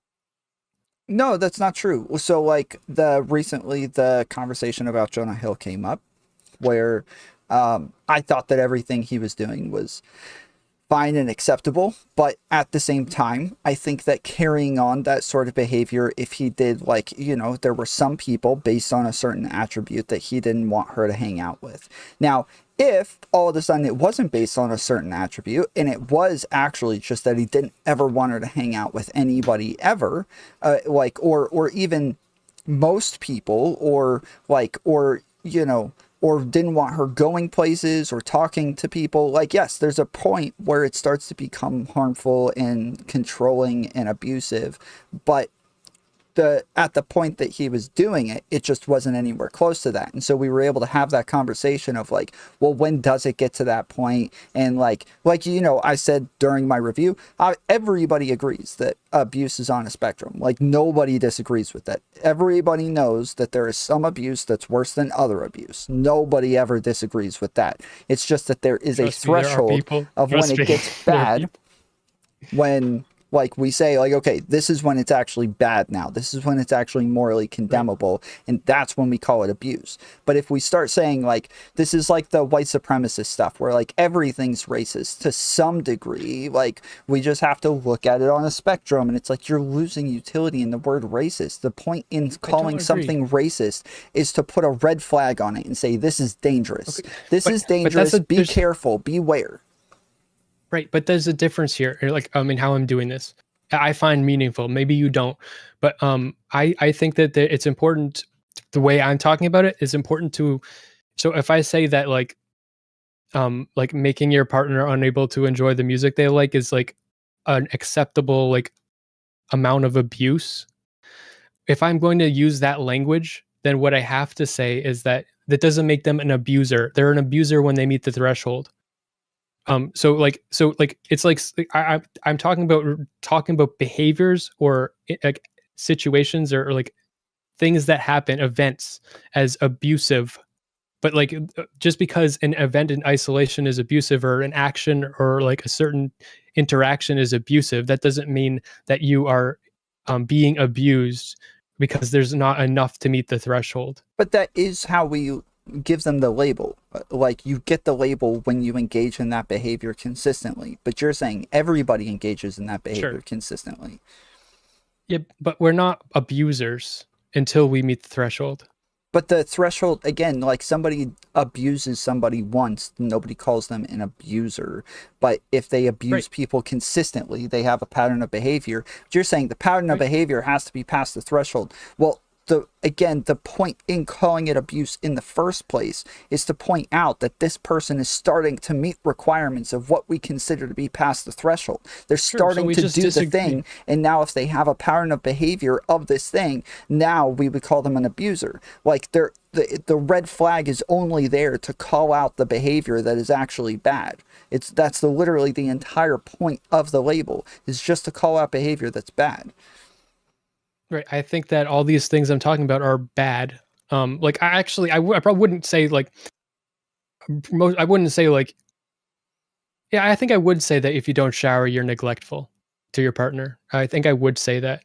But like, Like that doesn't mean like it just that not showering is neglectful. That doesn't mean that you are a neglectful partner. It means you do one neglectful thing. All right, I don't let's know. go. Let's I go to guess the notes. Let's go to the notes. okay. We just disagree there, but I don't know. Maybe you're right. I don't know. I'll think about it more. I'm responding to my girlfriend. I have a lot of notes. This isn't gonna. We probably already covered most of it anyway, sort of. Oh god, some of these. How I think some of these need to just go unsaid, or just I don't want to talk about them. So we've talked enough about like more core things. Okay, yeah, a lot of these are just going to start a massive conversation. I'm getting tired. I know you just started streaming, but I mean, here's one of my notes. You said that Destiny is receptive to criticism because he had conversations with Max. You think that proves he's receptive to criticism? Yeah, so I think that not just the conversations with Max, the fact that like it seems like most of the time almost anybody can hop on, talk to him, criticize him. I'm nobody. I have no weight, no power, especially at the time that I hopped on and had those conversations with him. I was a much smaller streamer at the time. And yeah, he was happy to have me on, listened to my concerns, argued with me, like had that conversation with me. He seems to be willing to engage with these things when people are like coming in good faith. So yeah. Yep. Well, like people, his thing is arguing with people and beating people in arguments and shit. And I don't think he ever like makes it look like he lost. He always makes it look like an optical win. And you have to, if you come in with criticisms like about how he's behaving or how he's treating people, then he's going to like literally like tarnish you and destroy you and make it look like you're mistreating people, like because he's going to retaliate. In the And comments of that conversation for both of our VODs, there were a ton of people who were like pointing out that they thought he was doing things wrong. I saw clips of it all over Twitter from people talking about like, that's so weird that he just said it's okay to dox people like that. He's acting like he's always said that, but he never said that before. Like I think that people were pointing out that they disagreed with him and that they thought that these things were wrong. Just the issue with like there being a huge outrage is that most of the outrage for all of the other things came back when they actually happened and everybody freaked out about them then. The only new thing in that conversation was the doxing thing. That's the thing I was going to bring up because the doxing, like I was trying to say, like, so you bring this criticism of him and he's like, I don't care. Doxing's fine. So like, that's not really him engaging. So that's not being receptive to criticism. That's being receptive to fighting about it. But like, he's not actually like, so like, if you tell me that I'm like I'm doxing people and stuff, like, what I'm doing is causing harm to people, and me to just like fight you like a normal like argument, like it's just I that's not like I should be like, okay, let me like doxing is weird. Like it is a hard one. I think doxing is wrong. I do, but yeah, in the real world, nobody freaking cares if you find out where somebody lives. Like that's insanely normal, and especially for somebody like Destiny, who everybody knows where he lives. They know his real name. They know all of this stuff about him. Same with me. I give my real name. I tell people where I live. Like, for people who are open with all of this information, it is insanely infuriating engaging with people who are not open with that information because they have so much more cover than the rest of us. They have so much more anonymity than the rest of us. And it's so frustrating engaging with those people.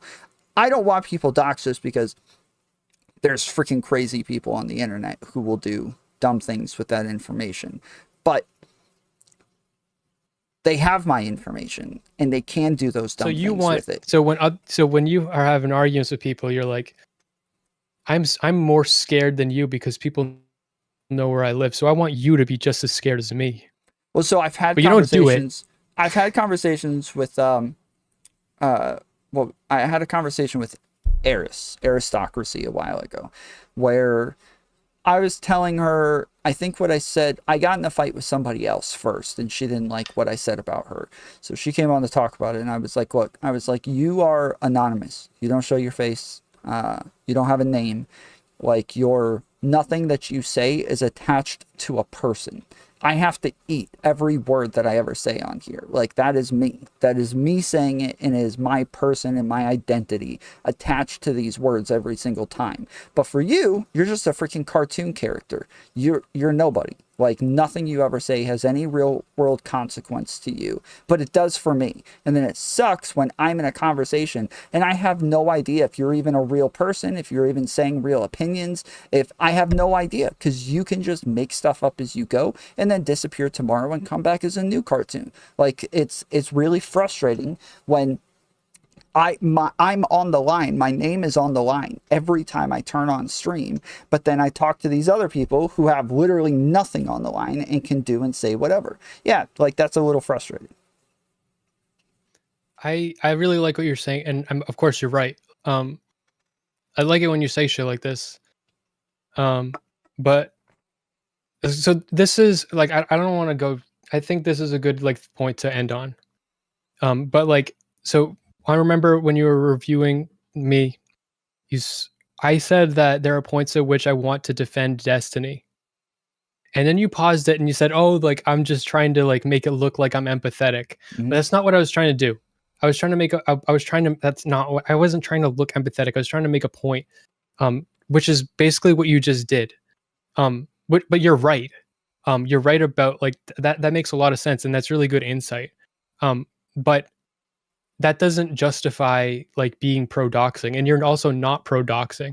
Like, it makes you empathize and understand like Destiny, but it like doesn't actually justify like his position at all. It just like but like there's such a when you see someone have like a position that's like kind of like abusive, or like somebody do something abusive, you want to try to like be like, well, I want to understand why he's doing it, and I feel the same. I understand how they're feeling, and so like it makes you want to defend them because you want to defend yourself, and you want to defend your family and people around you that do these things, and you don't want to like think that they're abusive. You don't want to like if you are to condemn someone when they do something like that, it's almost like you're condemning yourself and your family, and it feels wrong. So that's why I was saying that, because it reminds me of Trump, and that's what I think happens with Trump. He does this like obviously like he's a like massive asshole, massive bully. He does abusive shit all the time. And there's so many people that because he's abusive so publicly, people jump to his fucking feet to defend him.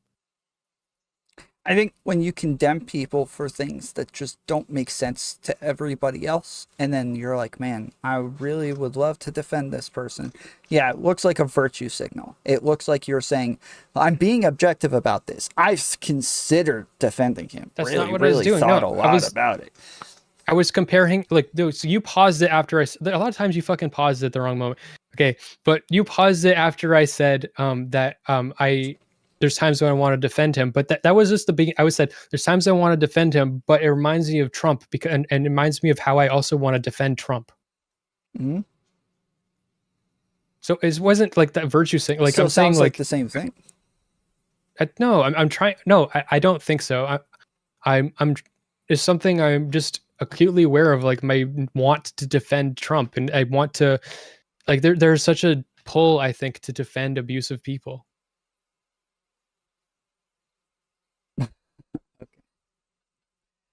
All right. Like I think most people that like are big fans of Trump like are defending him because he's abusive, and they don't want to say he's abusive because like if he's abusive, then we're all abusive, and we don't want to admit that. Okay. I'm lost. It still sounds like a virtue signal. It still sounds like the point in saying it. You have logic behind like the thought process, but the point in saying it is to say like I've considered defending him. Like there's something in me that makes me want to defend him.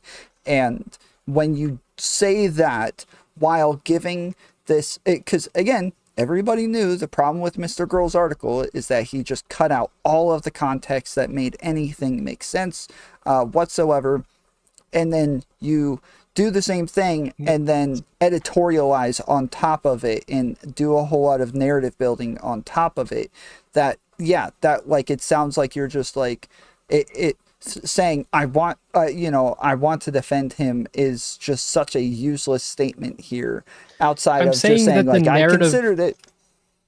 I'm saying that you're saying that the shit that you want me to do, where I like say like his side of it, and I say why he did it, like for instance, Again, why he's not okay with his doxing. side, the context, like the facts of the matter, like Right, yeah. So the context that being a public person that was already basically doxed, and how grating that is, I don't think it matters. Like it doesn't matter if you defend doxing, you're defending doxing. You should like that's like I don't think it matters why.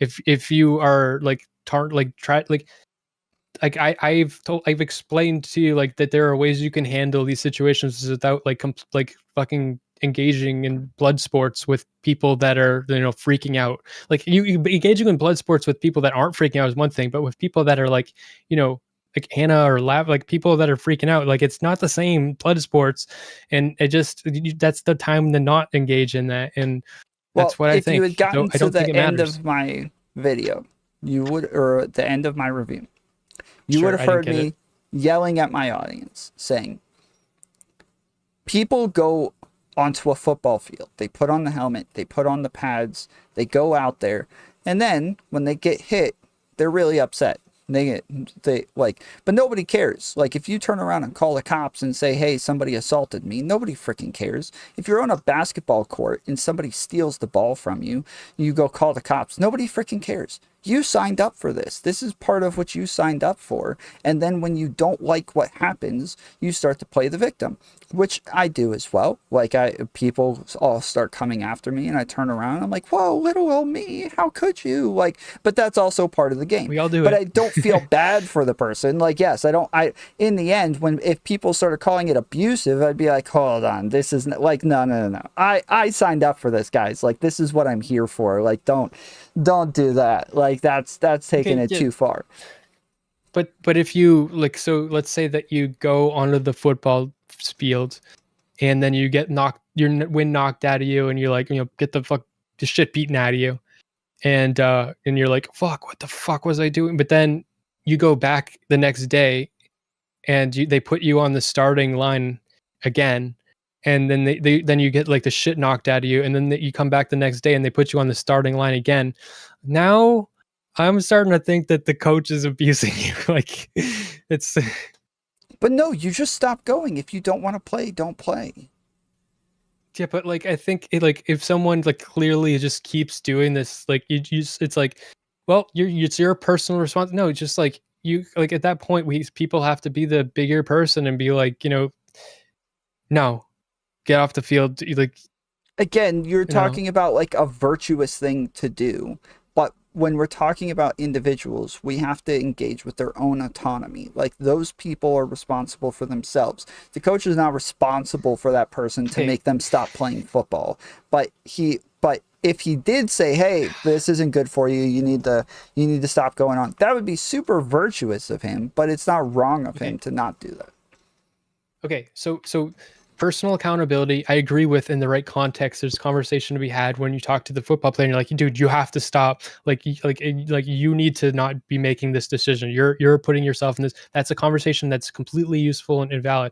But then there's a systemic conversation where you're talking about the fact that we are allowing people to do this, and that's where we say that we need to uphold a certain standard of care to protect people from doing these things, and that's what I'm talking about. And they're two different conversations. So that's people. Whenever this happens with all kinds of political discussions, where people talking about one will say that you should be talking about the other, but like I'm talking about one, and I do value the other one. I just not talking about that one in my video. Yeah, but that's lying by omission. Like leaving out the things No, it's that would not. It's a change different people's fucking opinions. conversation. It's a different conversation to be talking about the personal responsibility and personal autonomy of someone that keeps going on the football team than it is to talk about how we should protect people from like being put on the first string every single time they get the wind knocked out of them even more because it's entertaining for the audience. Okay. Yeah. That doesn't make sense. Like, if I think it if I does. come out here and I'm just like, oh guys, I only care about the person shooting people. I don't care about all the people who attacked him first. I just care. Kyle Rittenhouse is a killer, guys. He's a killer. He killed people.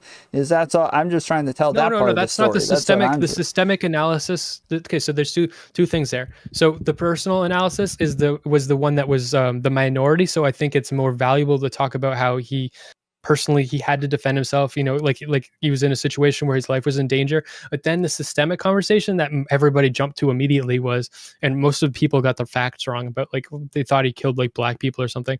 But the systemic conversation is like, well, like, we shouldn't have had these riots in the first place as part of that. We shouldn't have like had him needing to have the gun out there. We shouldn't have people trying to police the streets like that. This is a situation that's untenable. That we like, that is the systemic conversation. They're two different conversations. One about what he personally should have been doing, and what about what we should do as a society to protect people from being in that situation.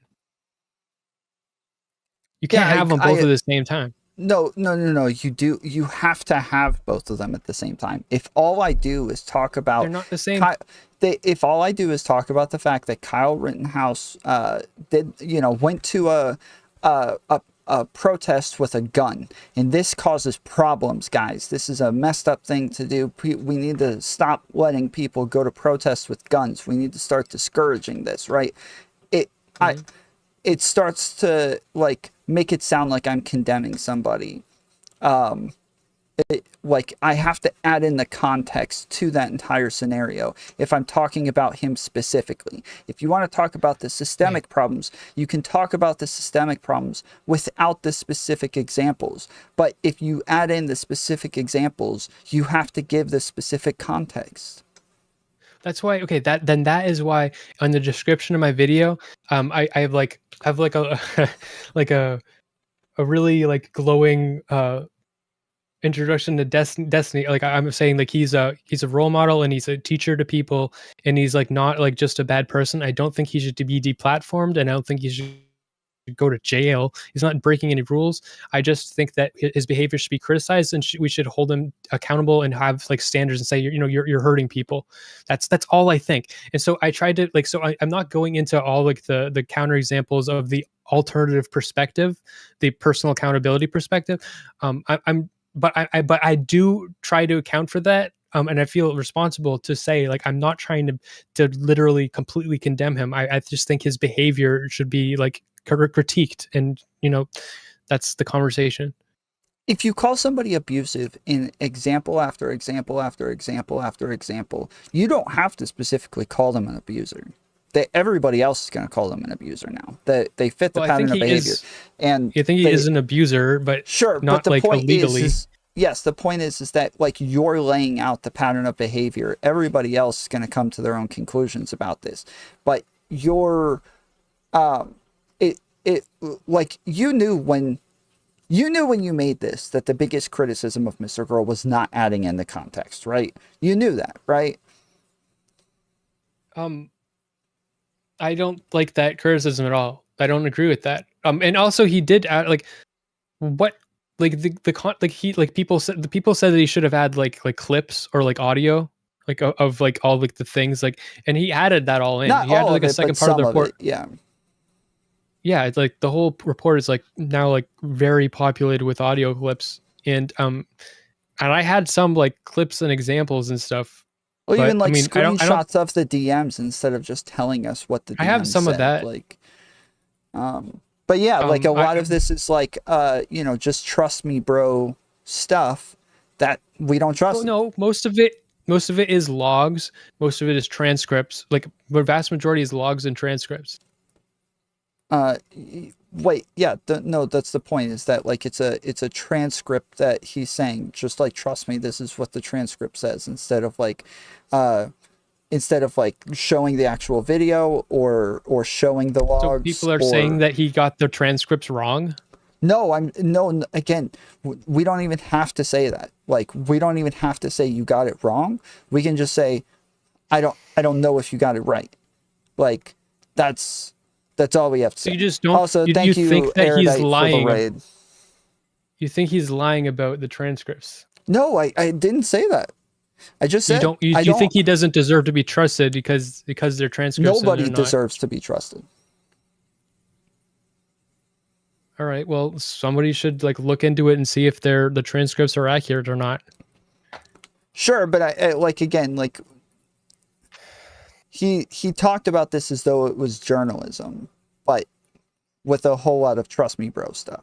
And like, I mean, like what, like, so like journalists are not allowed to like take a transcript and be like, this is the transcript. And then if they're wrong, like if they're presenting false information, you can certainly hold them accountable. But yeah, journalists will take shit. Like, so like, let's say I speak to a journalist and they write a quote. I tell them, Smeth is super cool, and that's the quote they're gonna use, and they put that in their thing. But then people are like, well, we can't trust you that he actually said that because you didn't actually include a recording of him saying that. I think that's fucking bullshit. No. But you like, so quoting different sources and it, like, especially, in the online sphere, like if we claim something about like DMs or something like that, we all show like the DMs, like we actually show like screenshots of them every single time. Or if we say something happened in a video, we show the clip of the video or a link to a clip, or that, like, this is just the way everybody does stuff. And like, yeah, that's just, it's important, but it didn't have to be there for everything, but especially like some of the most important claims. I don't think that there's any, like, he's not like, most of the DMs and transcripts are like mostly like boring, and I don't think they're faked. And if you think they're faked, again, then I it guess doesn't then even the whole matter thing if they're is faked. Again, I'm not saying they're faked. Like, a lot of them, if he had added in like the actual screenshots, we would have seen more context than what he added. Or if he had added in a clip, we would have seen a lot more context than what he added.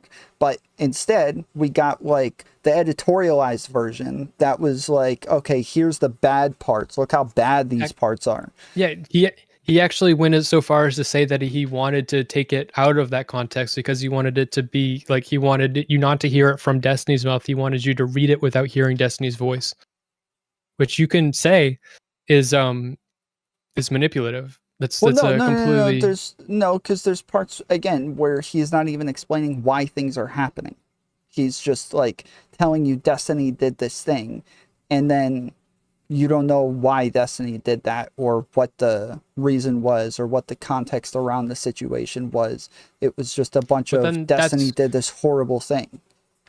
Well, then if he's not telling you why he did it and stuff, then he's actually not editorializing. He's just presenting the data and letting you think about it yourself. Most of the report is so benign, and like there's so much boring shit in there.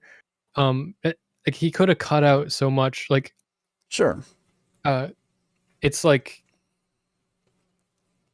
yeah, I and he didn't put like, because he only put shit in there that he could verify.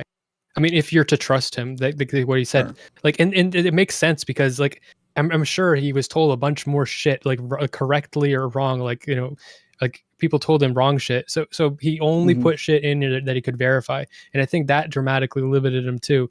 And what was left is what is in the report, and so I just don't. It doesn't seem like suspicious. It seems,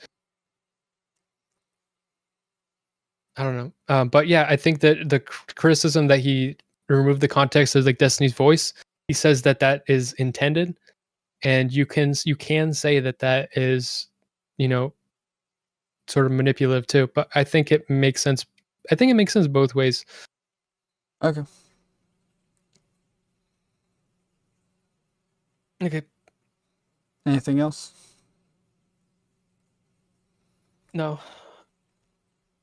What is it the meme, the Destiny? Okay, buddy. Gotcha. Anything else? Gotcha. Yeah, gotcha. Yeah. Yeah. Okay. All right. Love you. Tuesday, you have a special talent to like misunderstand everything that's being said. I'm impressed. I'm actually impressed. It's well done.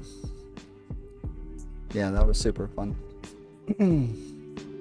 like, I would see you at points saying literally like the opposite of what I was saying. Like, at one point, I literally said that that Smeth isn't like he doesn't care about the harm. He just cares about whether or not things feel bad, and that everybody else, when they're making some sort of moral analysis, like they care about the harm. And you're like, no, duh, Tom. People care about harm. And I'm like, what the hell? Like, I that's what I'm saying. Yes, he doesn't care about the harm. I care about the harm.